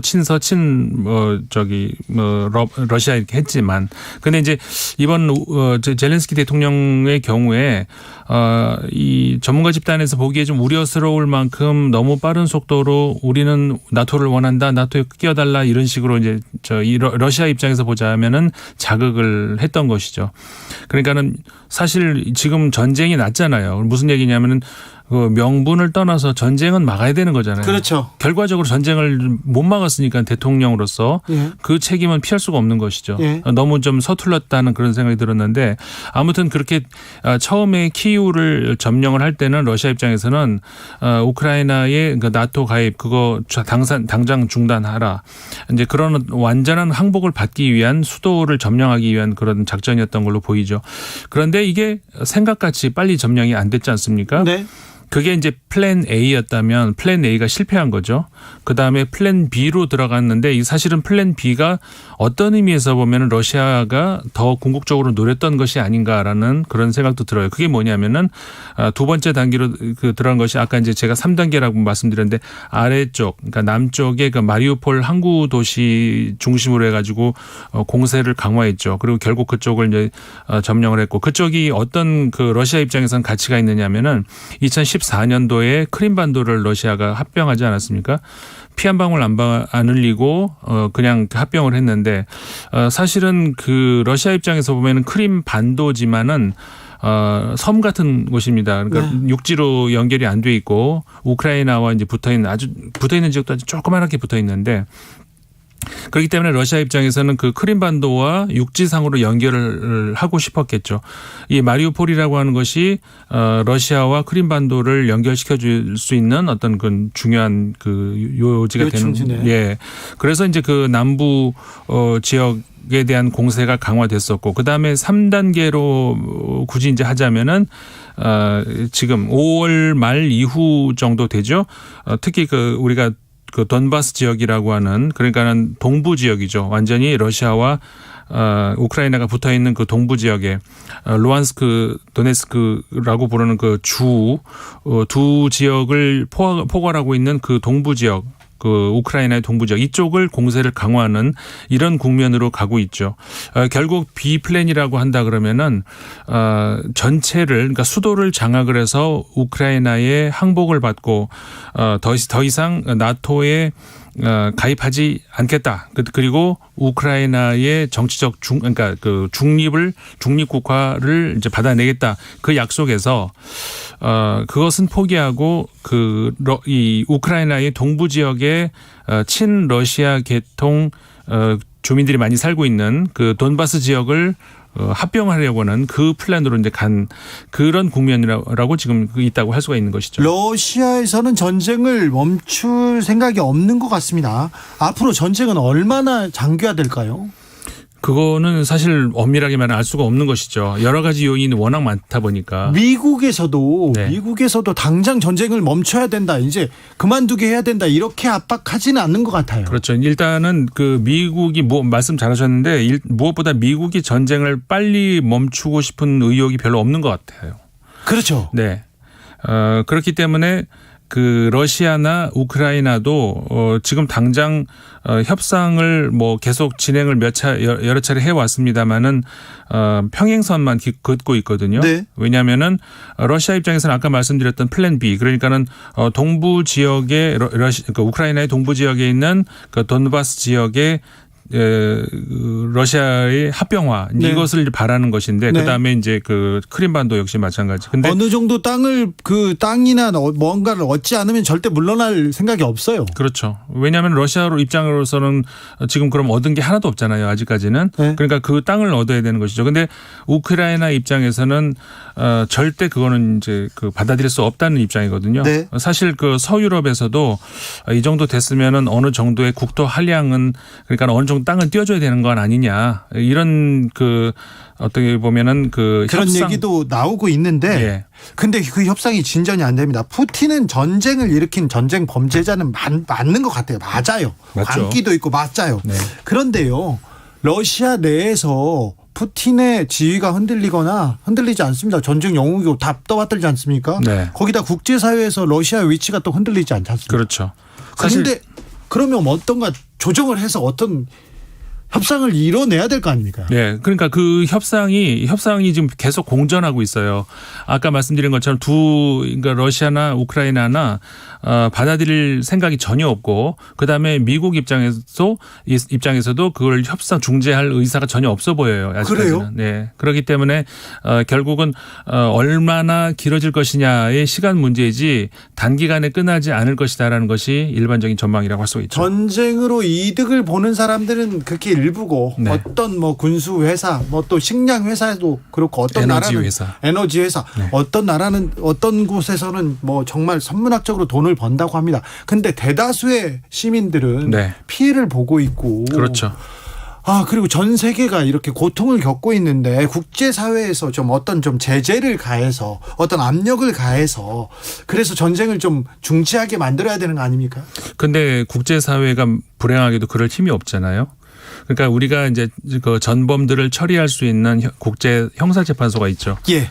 사법재판소에 이어서 형사재판소도 지금 분명한 국제 무대에서의 전범들을 처벌할 수 있는 그런 어떤 근거가 있습니다만은 국가를 처벌할 수 있는 그런 법적 근거는 없고요. 네. 어떤 개인을 처벌해야 되는데 그 개인이라는 것이 그렇습니다. 우리가 잘 생각해 보면은 예를 들어서 우리가 모 대통령 아니면 모 참모 이런 사람들을 소환을 하겠다. 근데 그날에서 놔줘야 하죠. 그렇죠. 그러니까 결국은 패전국의 어떤 개인을 처벌할 수밖에 없다는 것이죠. 러시아가 패전국이 되지 않는 이상은, 그러니까 백기 들고 항복하지 않는 이상은 사실상 현실적으로 러시아의 전범들 처벌할 방법이 현실적으로는 없다는 것이죠. 푸틴이 지금 100개를 들고 항복하고 사법재판소에 걸어 나올 가능성은 없잖아요. 그러니까요. 푸틴이 정말 이게 광기 어린 범죄자지만 푸틴을 달랠 뭘 묘안을 내긴 해야 될 것 같아요. 그러니까 우리가 그런 표현도 하잖아요. 이 구석에 몰린 네. 쥐는 어쨌든 덤비는 방법밖에 다른 방법이 없지 않습니까? 그 국력 그다음에 국방력을 봤을 때 누가 봐도 우크라이나보다 러시아가 세죠. 예. 그런데 러시아 입장에서 초반에 우리 아까 말씀드렸던 그 보레이 계획에서 지금 많이 당황하고 있는 그런 입장을 맞습니다. 네. 근데 그랬을 때 빨리 어떤 그 빠져나갈 수 있는 구멍은 열어주고 협상을 열어주고 이게 전쟁을 끝낼 수 있는 가장 어떤 현실적인 방법인데 러시아의 퇴로를 다 막아버렸어요. 지금 미국도 퇴로를 막아버린 상황. 근데 젤렌스키 대통령마저 우크라이나 대통령마저도 러시아 푸틴 대통령이 어떤 그 빠져나갈 수 있는 구멍을 전혀 열어주질 않고 있는. 근데 그랬을 때 과연 우크라이나 입장에서도 그게 도움이 될까요? 저는 회의적으로 보거든요. 이 전쟁이 빨리 끝나리라는 그런 낙관적인 전망을 하기 어려운 것이 그런 현실들이 좀 반영이 되어 있는 거죠. 5385님께서 전쟁은 터지기 전에 미리 막아야지 터지고 나면 인적으로 물적으로 파괴될 만큼 되고 나서야 마무리되나 봅니다.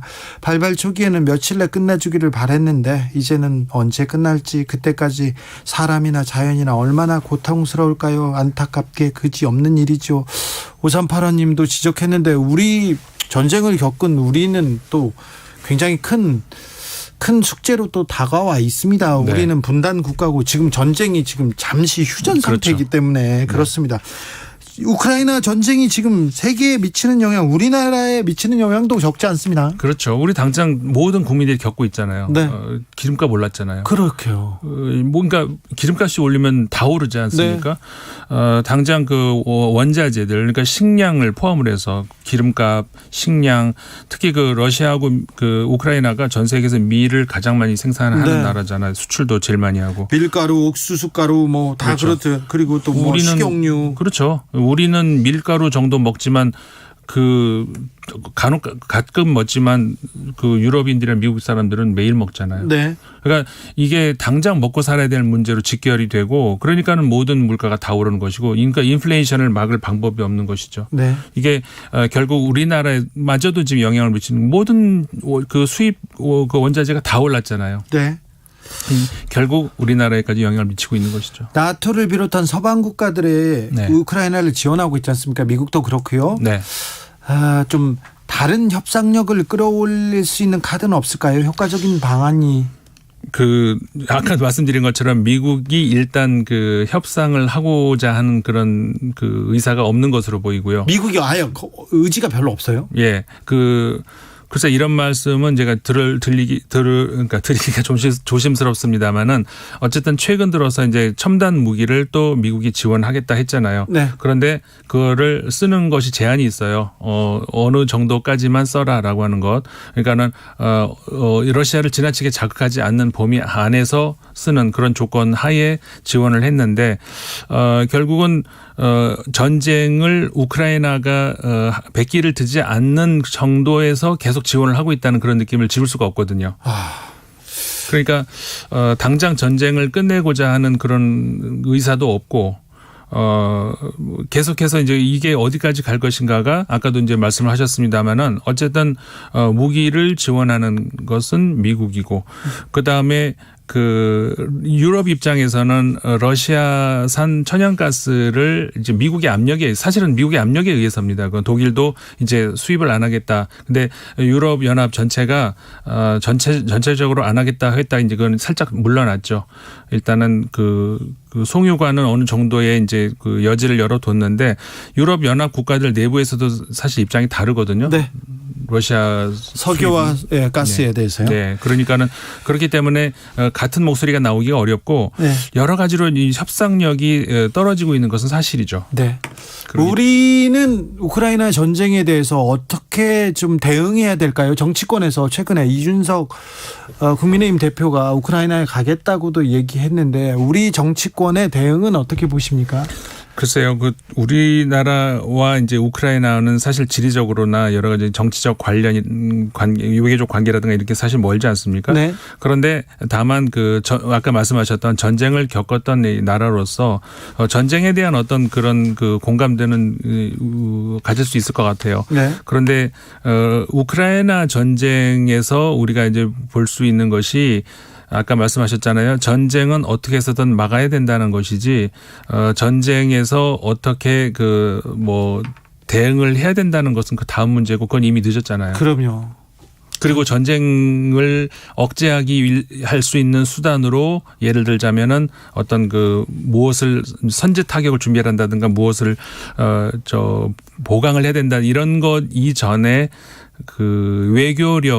외교력으로 막을 수 있는, 그러니까 전쟁 자체를 막을 수 있는 그렇죠. 방법을 생각을 해야 되는 정치인들이나 지도자라면 전쟁은 길이 아니다. 전쟁이 나기 전에 막아야죠. 왜냐하면 전쟁에서 승리해도 우리는 피해를 똑같이 입거든요. 너무 많아요. 우리는 우크라이나보다 이게 땅덩어리도 작고요. 그리고 도시에 너무 많은 것들이 집적돼 있기 때문에 그렇죠. 이거는 그러니까 우크라이나하고 러시아하고 전쟁에서 어느 한쪽이 언젠가는 승리를 하든지 뭐 휴전을 하겠죠. 그러면 어느 한쪽이 피해가 없습니까? 똑같이 지금 엄청나게 피해가 지금 가고 있는 것이죠. 네. 인적 피해까지 포함을 해서. 네. 전쟁은 승자가 없습니다. 어디가 이기든 승자는 없는 것이죠. 그렇죠. 무조건 막아야 돼요. 네. 맞습니다. 네. 전쟁을 운운하고 막 타격 운운하고 그런 얘기 하는 간이 막 철렁해. 그러시면 안 됩니다. 네. 근데요. 네. 소장님. 네. 우크라이나 전쟁 얼마나 더 장기화됩니까? 이거는 사람마다 이제 달리 보는 것 같아요. 네. 저 같은 경우에는 올해 말은 적어도 올해 말까지는 갈 것 같아요. 아, 그래요? 아까 말씀드렸던 것처럼 이 미국이 현재로서는 그 의사가 없고 네. 그 협상의 어떤 그 중재자로서 나설 의사가 없고 네. 양측도 러시아와 우크라이나도 전혀 어떤 그 가능성이 안 보입니다. 전쟁 때문에 많은 영향이 있는데 우리는 어떤 대비를 해야 됩니까? 그럼 어떤 대비? 네. 아까 말씀드렸던 그런 것이죠. 그러니까 그 전쟁이라고 하는 것은 무조건 있어서는 안 된다. 네네. 예. 그런 평화가 답이라는 거는 평화는 신주단지처럼 지켜야 되고요. 네. 그런데 그거 말고 네. 경제 산업으로 미치는 영향이 클 것 같은데. 그렇죠.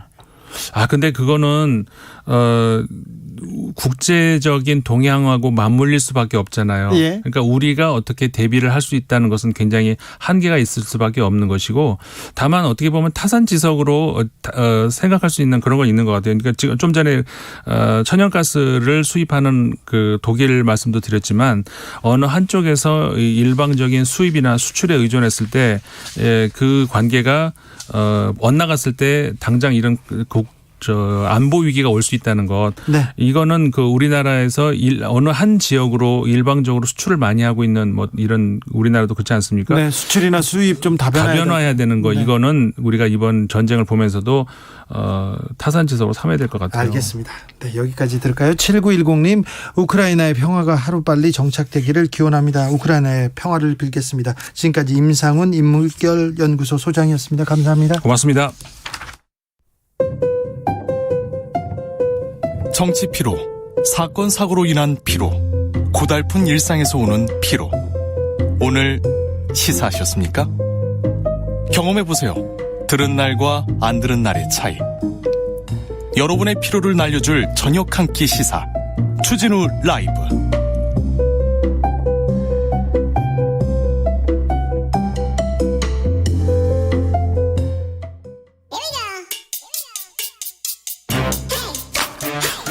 뉴스를 향한 진지한 고민, 기자들의 수다.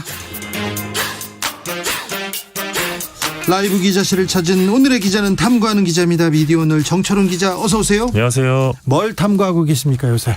요새요? 네. 어떻게 하면 잘 먹고 잘 살 수 있을까요? 그렇습니까? 잘하고 있네. 잘 먹고 좀 잘 좀 먹어요. 네. 자, 오늘은 어떤 이야기 해볼까요? 지방선거 결과가 나와서 네. 신문들이 다양하게 이제 사설을 통해서 평가를 내놓고 있는데, 신문들은 지방선거 어떻게 보고 있습니까? 경향신문부터 보면 네. 이제 민주당 패배는 예고된 것이었다. 네. 이 반성하고 쇄신하는 대신 졌지만 잘 싸웠다를 외치면서 이 패배에 책임 있는 사람들이 전면에 나섰다, 이렇게 주장을 했었고요. 예. 팬덤 정치에 과도하게 의존해서는 안 된다. 제대로 된 반성문이 우선이다. 이런 지적을 했습니다. 네. 그리고 한국일보 같은 경우는 이제 국민의힘을 향해서 했던 지적이 좀 눈길이 띄었는데, 네. 5.18 망언으로 당에서 컷오프 시켰던 김진태 후보 강원지사로 부활했고, 막말 논란을 몰고 다닌 이장우 후보 대전시장이 됐다. 네. 그러면서 외연 확장과 국민통합 취지를 살리려면 극단주의나 극우적 토양과 확실히 선을 그어야 한다. 그렇죠. 여기 이제 한국일보 사설이었고요. 그런데 이번 선거에서 김진태, 이장우, 김태움, 김영환 정말 막말 논란이 있고 거친 입의 소유자들이 거친 정치인들이 많이 그냥 들어왔어요. 네. 예. 그거 지적했군요. 예, 그리고 한겨레 사설은 이제 37.7%라는 이 광주의 충격적인 투표율은 이 전통적인 민주당 성향 유권자들의 기권 응징 표심을 단적으로 보여줬다. 네. 이런 지적을 했고요. 네. 그러면서 이 투표율이 50.9%로 전체 유권자의 절반 가까이가 기권을 했다는 점은 이 정치권 전체에 울리는 경고음으로 받아들여야 한다. 이런 주장을 했습니다. 받아들여야 한다고 하는데 정치권에서는 그런 거 별로 신경 안 씁니다. 전체적으로 낮은 거지 뭘 그걸 가지고 그래. 지방선거는 원래 낮아 이렇게 얘기하는데 사실 국민들의 의식만큼 정치인들의 의식이 정치인들의 수준이 올라왔다고 생각하지 않아요.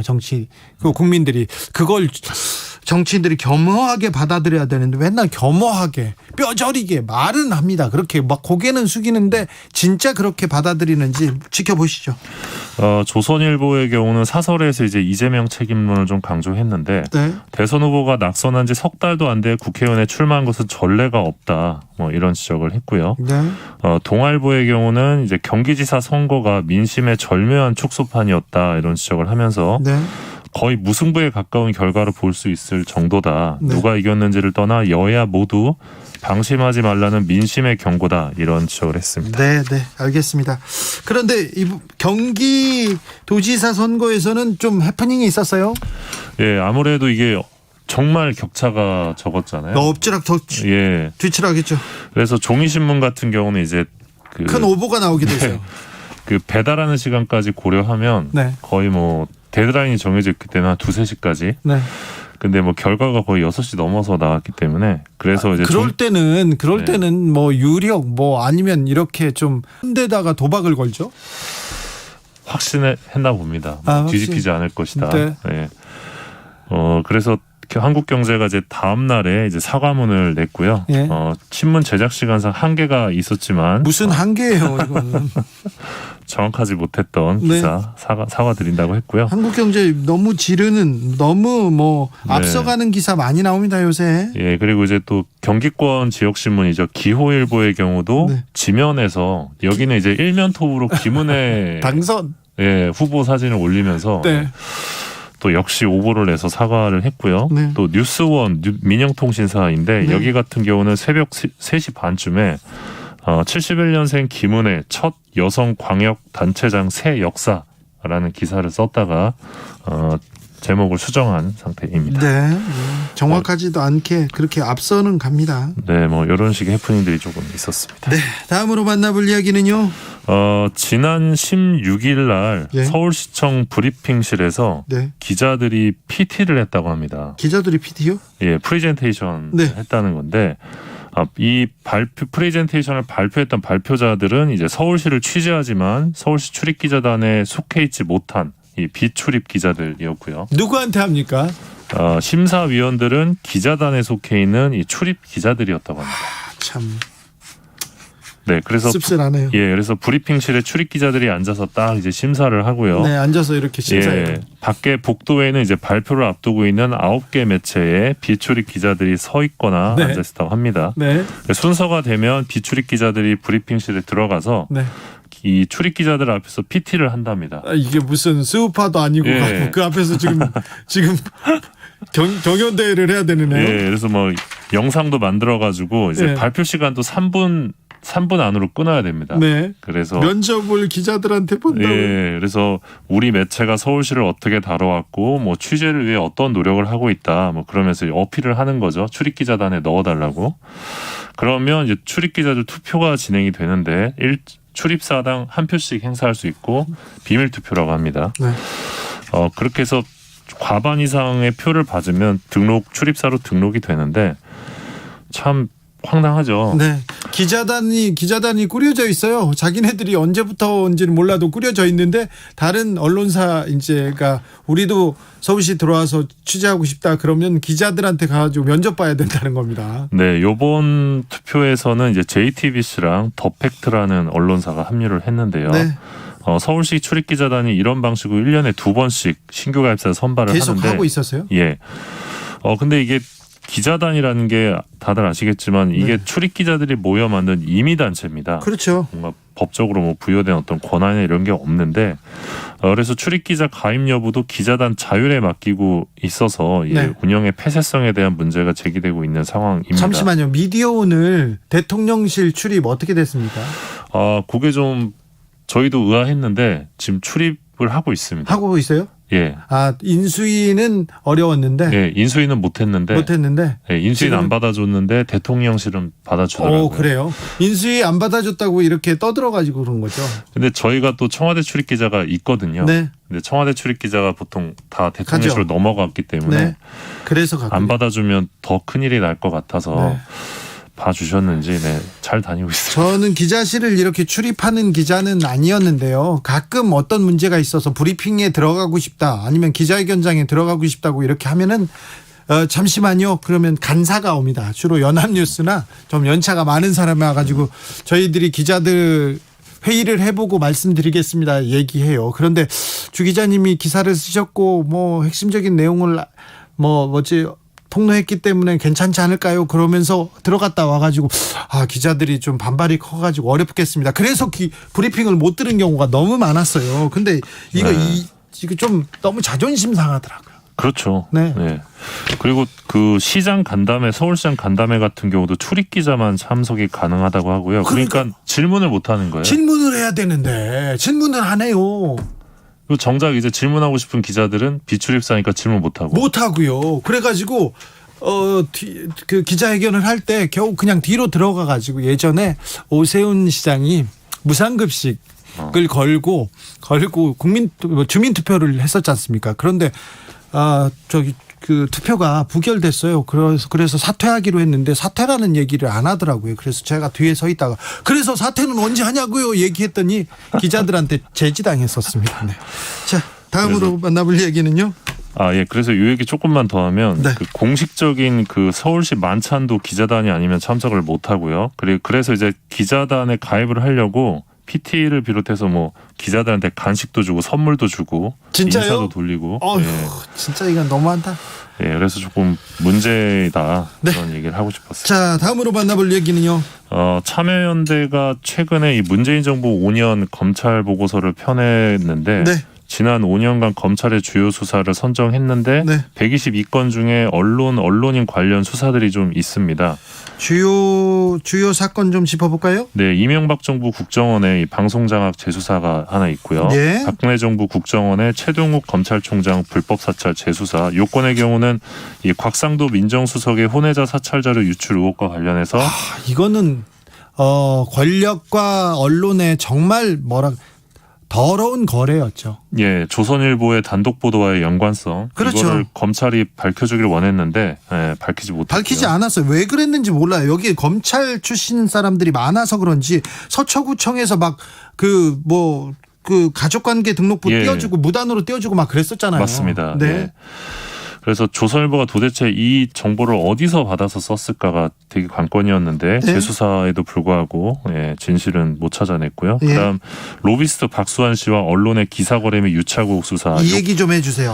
이거 대단한 사건이 있습니다. 문자 메시지가 핵심이었는데 송희영 전 주필 포함해서 모두 8명의 간부급 조선일보 기자가 박수환을 매개로 대기업과 지면을 거래한 정황이 발견된 굉장히 그렇습니다. 큰 사건. 자, 박수환이라는 로비스트가 있었는데요. 송희영 조선일보 주필은 전세기를 타고 경비행기를 타고 유럽 여행을 가는데 2억 원짜리라고 했던가요? 호화 요트도 타고 퍼스트 클래스에 각종 선물에 2억 원짜리 이런 여행이 어디 있습니까? 근데 그렇게 만들어주고 그다음에 또 기사도 썼는데 나중에 유야무야 됐어요. 시민단체들이 배임 수재 업무방해 혐의로 송희영 전 주필, 김영수 디지털 조선일보 대표이사 등 고발했는데 모두 무혐의 처분받았습니다. 어떻게 이게 무혐의죠?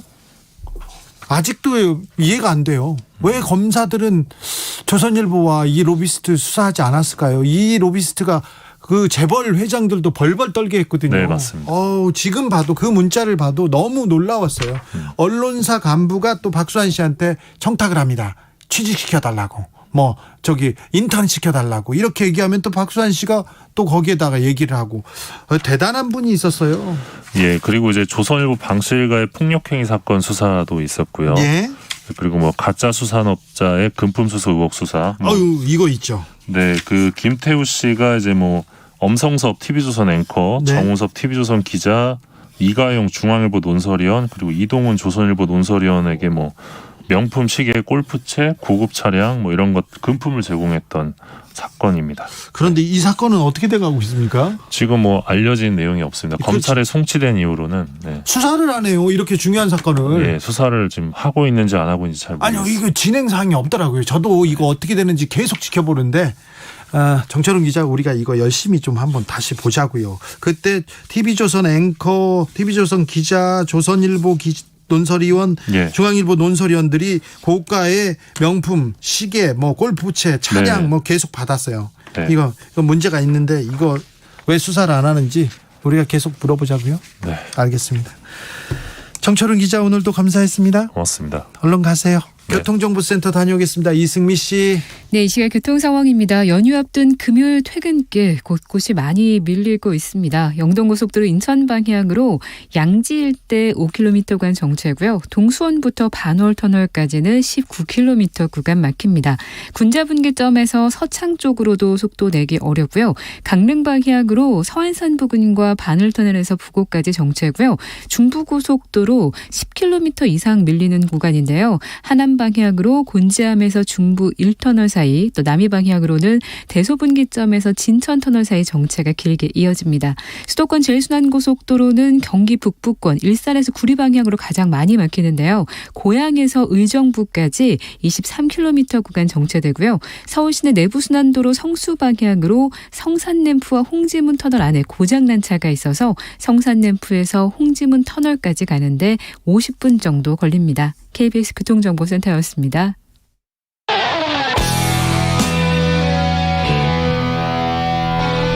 스치기만 해도 똑똑해진다. 드라이브 스루 시사 주진우 라이브.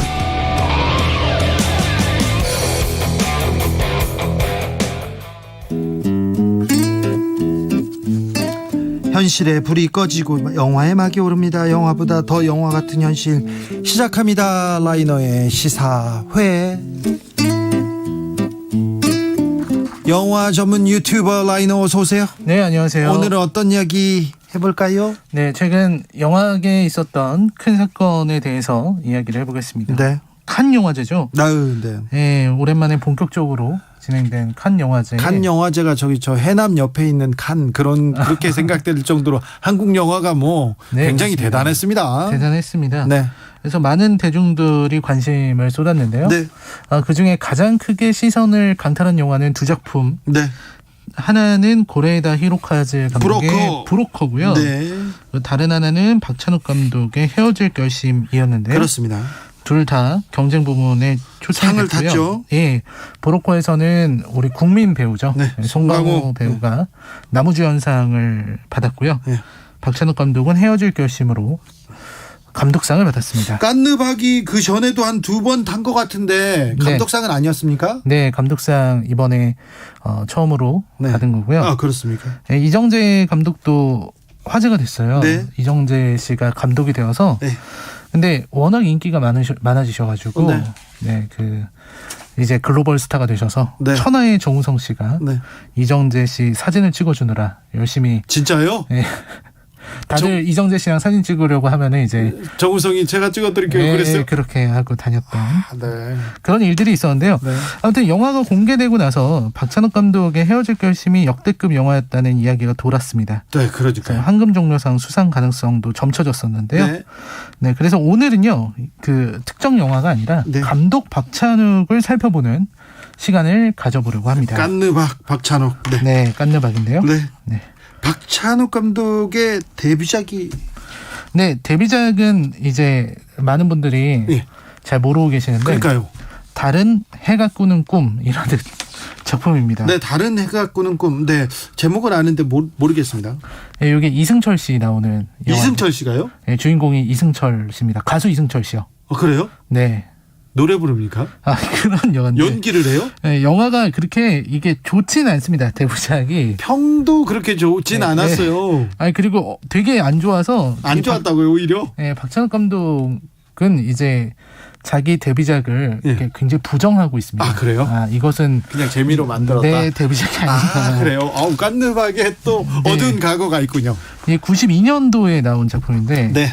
네, 그리고 후속작이 이제 3인조라는 영화인데 그것도 3인조요? 네. 3인조를 박찬욱이 만들었습니까? 네네네. 이거 좀 네, 그렇습니다. 공동경비구역 JSA 아니었어요? 네, 데뷔작이 아니었습니다. 3인조.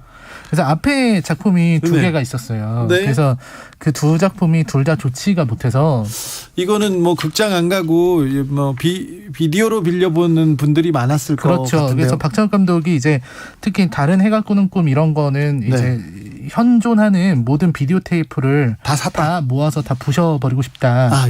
불태우고 싶다. 이런 말씀을 하셨고요. 그렇습니까? 그리고 자신의 DVD 전집은 평생 나올 일이 없다. 네. 왜냐하면 앞에 두 작품 때문에 자신의 데뷔작을 공동경비구역 JSA로 알아주셨으면 좋겠다. 이런 말씀도 우스갯소리로 하셨습니다. KJJ님이 전 JSA 제일 좋아해요. 에블리님 박찬욱 작품을 막 좋아하진 않았지만 수상해서 기분이 좋아요 얘기합니다. JSA 공동경비구역 JSA 이거 좋았어요. 네, 근데 그래서 이 공동경비구역 JSA가 나오기 전까지 박찬욱 감독님은 영화평론가로 활동을 하셨습니다. 그렇다. 네, 그래서 많은 분들이 이제 그 영화 평론하는 사람들한테 항상 이렇게 그렇게 잘 알면 네가 한번 만들어봐라 이런 말씀을 하시는데요. 그래요? 박찬욱 감독은 그거를 보여주고 계신.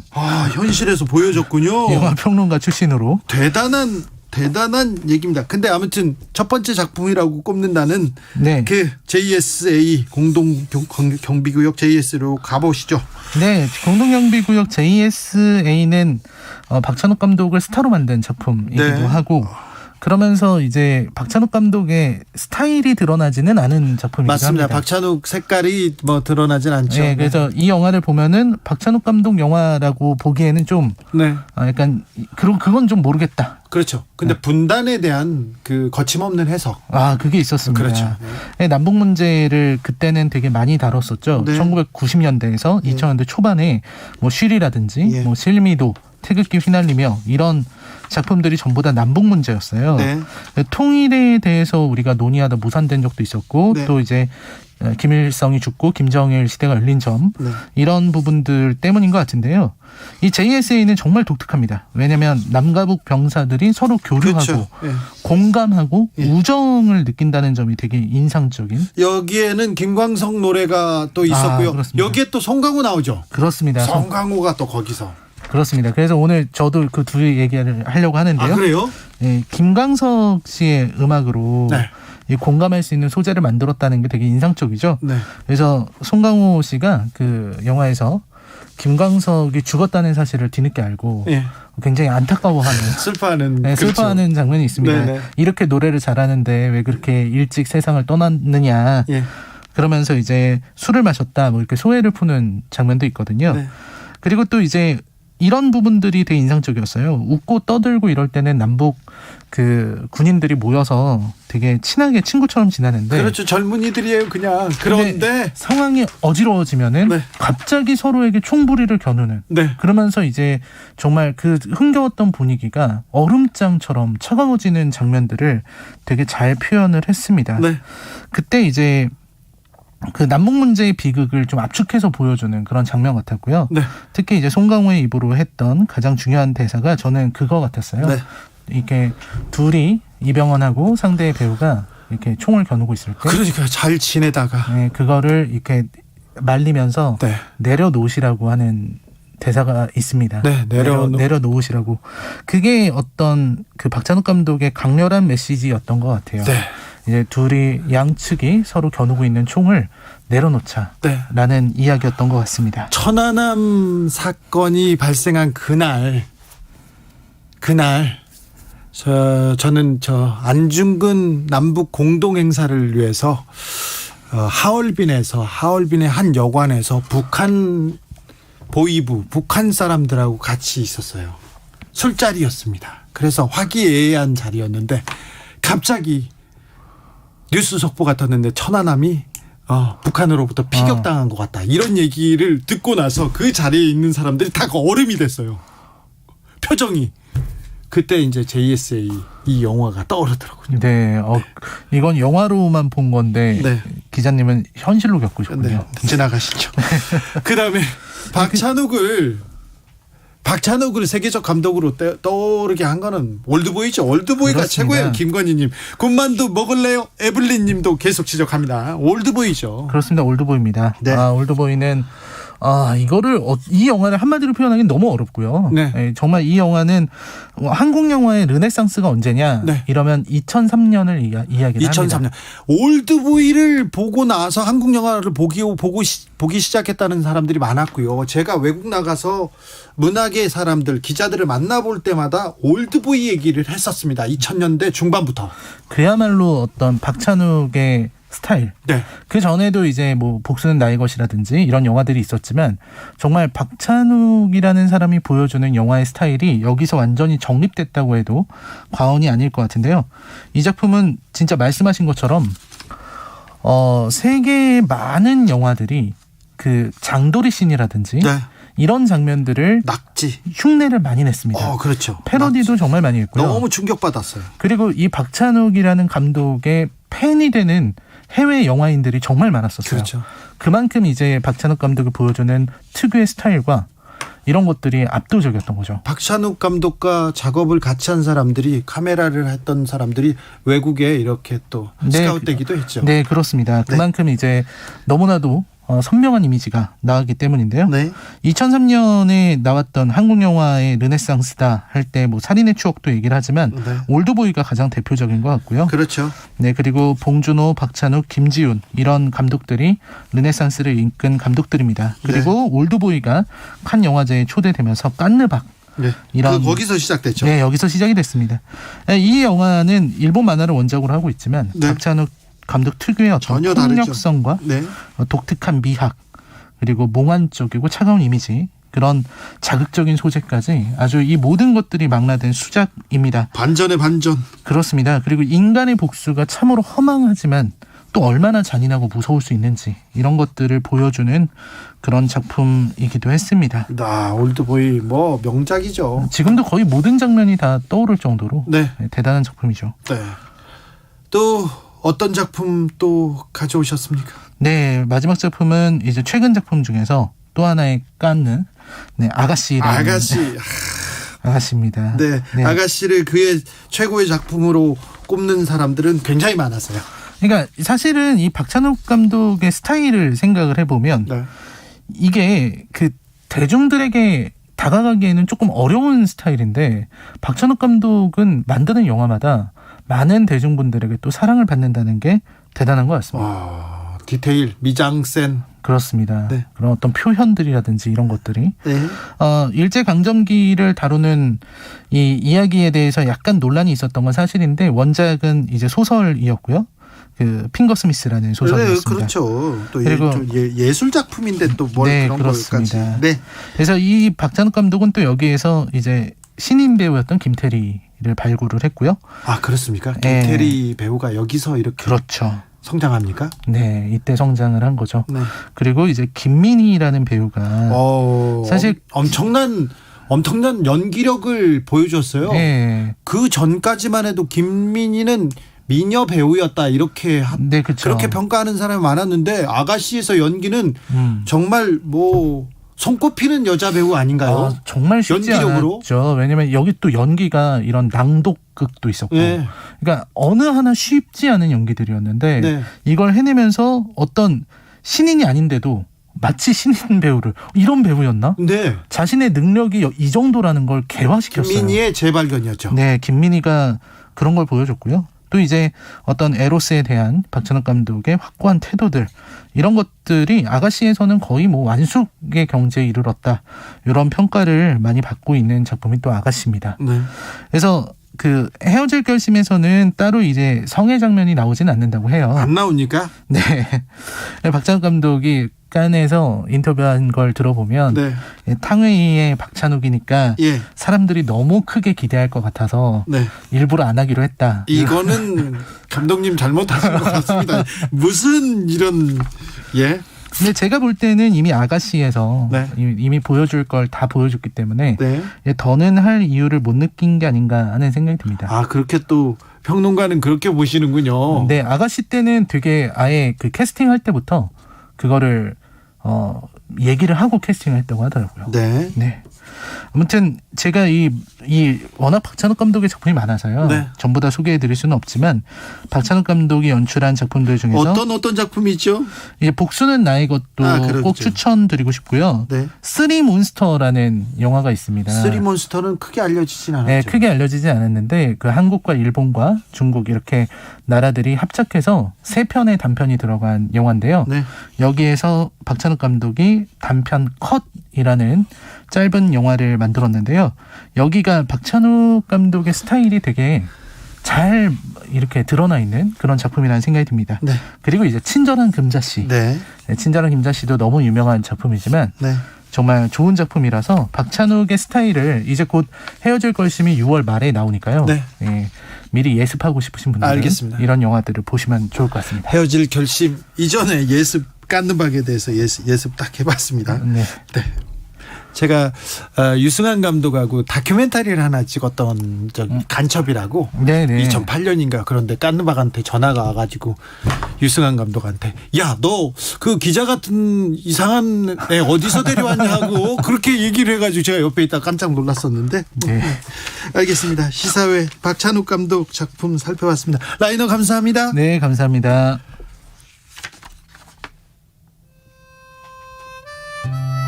영화 공동경비구역 JS의 OST였죠. 김광석의 이등병의 편지 들으면서 주진우 라이브 여기서 인사드리겠습니다. 오늘 돌발 퀴즈의 정답은 70. 영국 엘리자베스 여왕 즉위한 지 70이 됐답니다. 즉위 70. 네. 찰스는 어떻게 해요? 네. 저는 내일 오후 5시 5분에 주진우 라이브 스페셜로 돌아오겠습니다. 지금까지 주진우였습니다. 부모님께 큰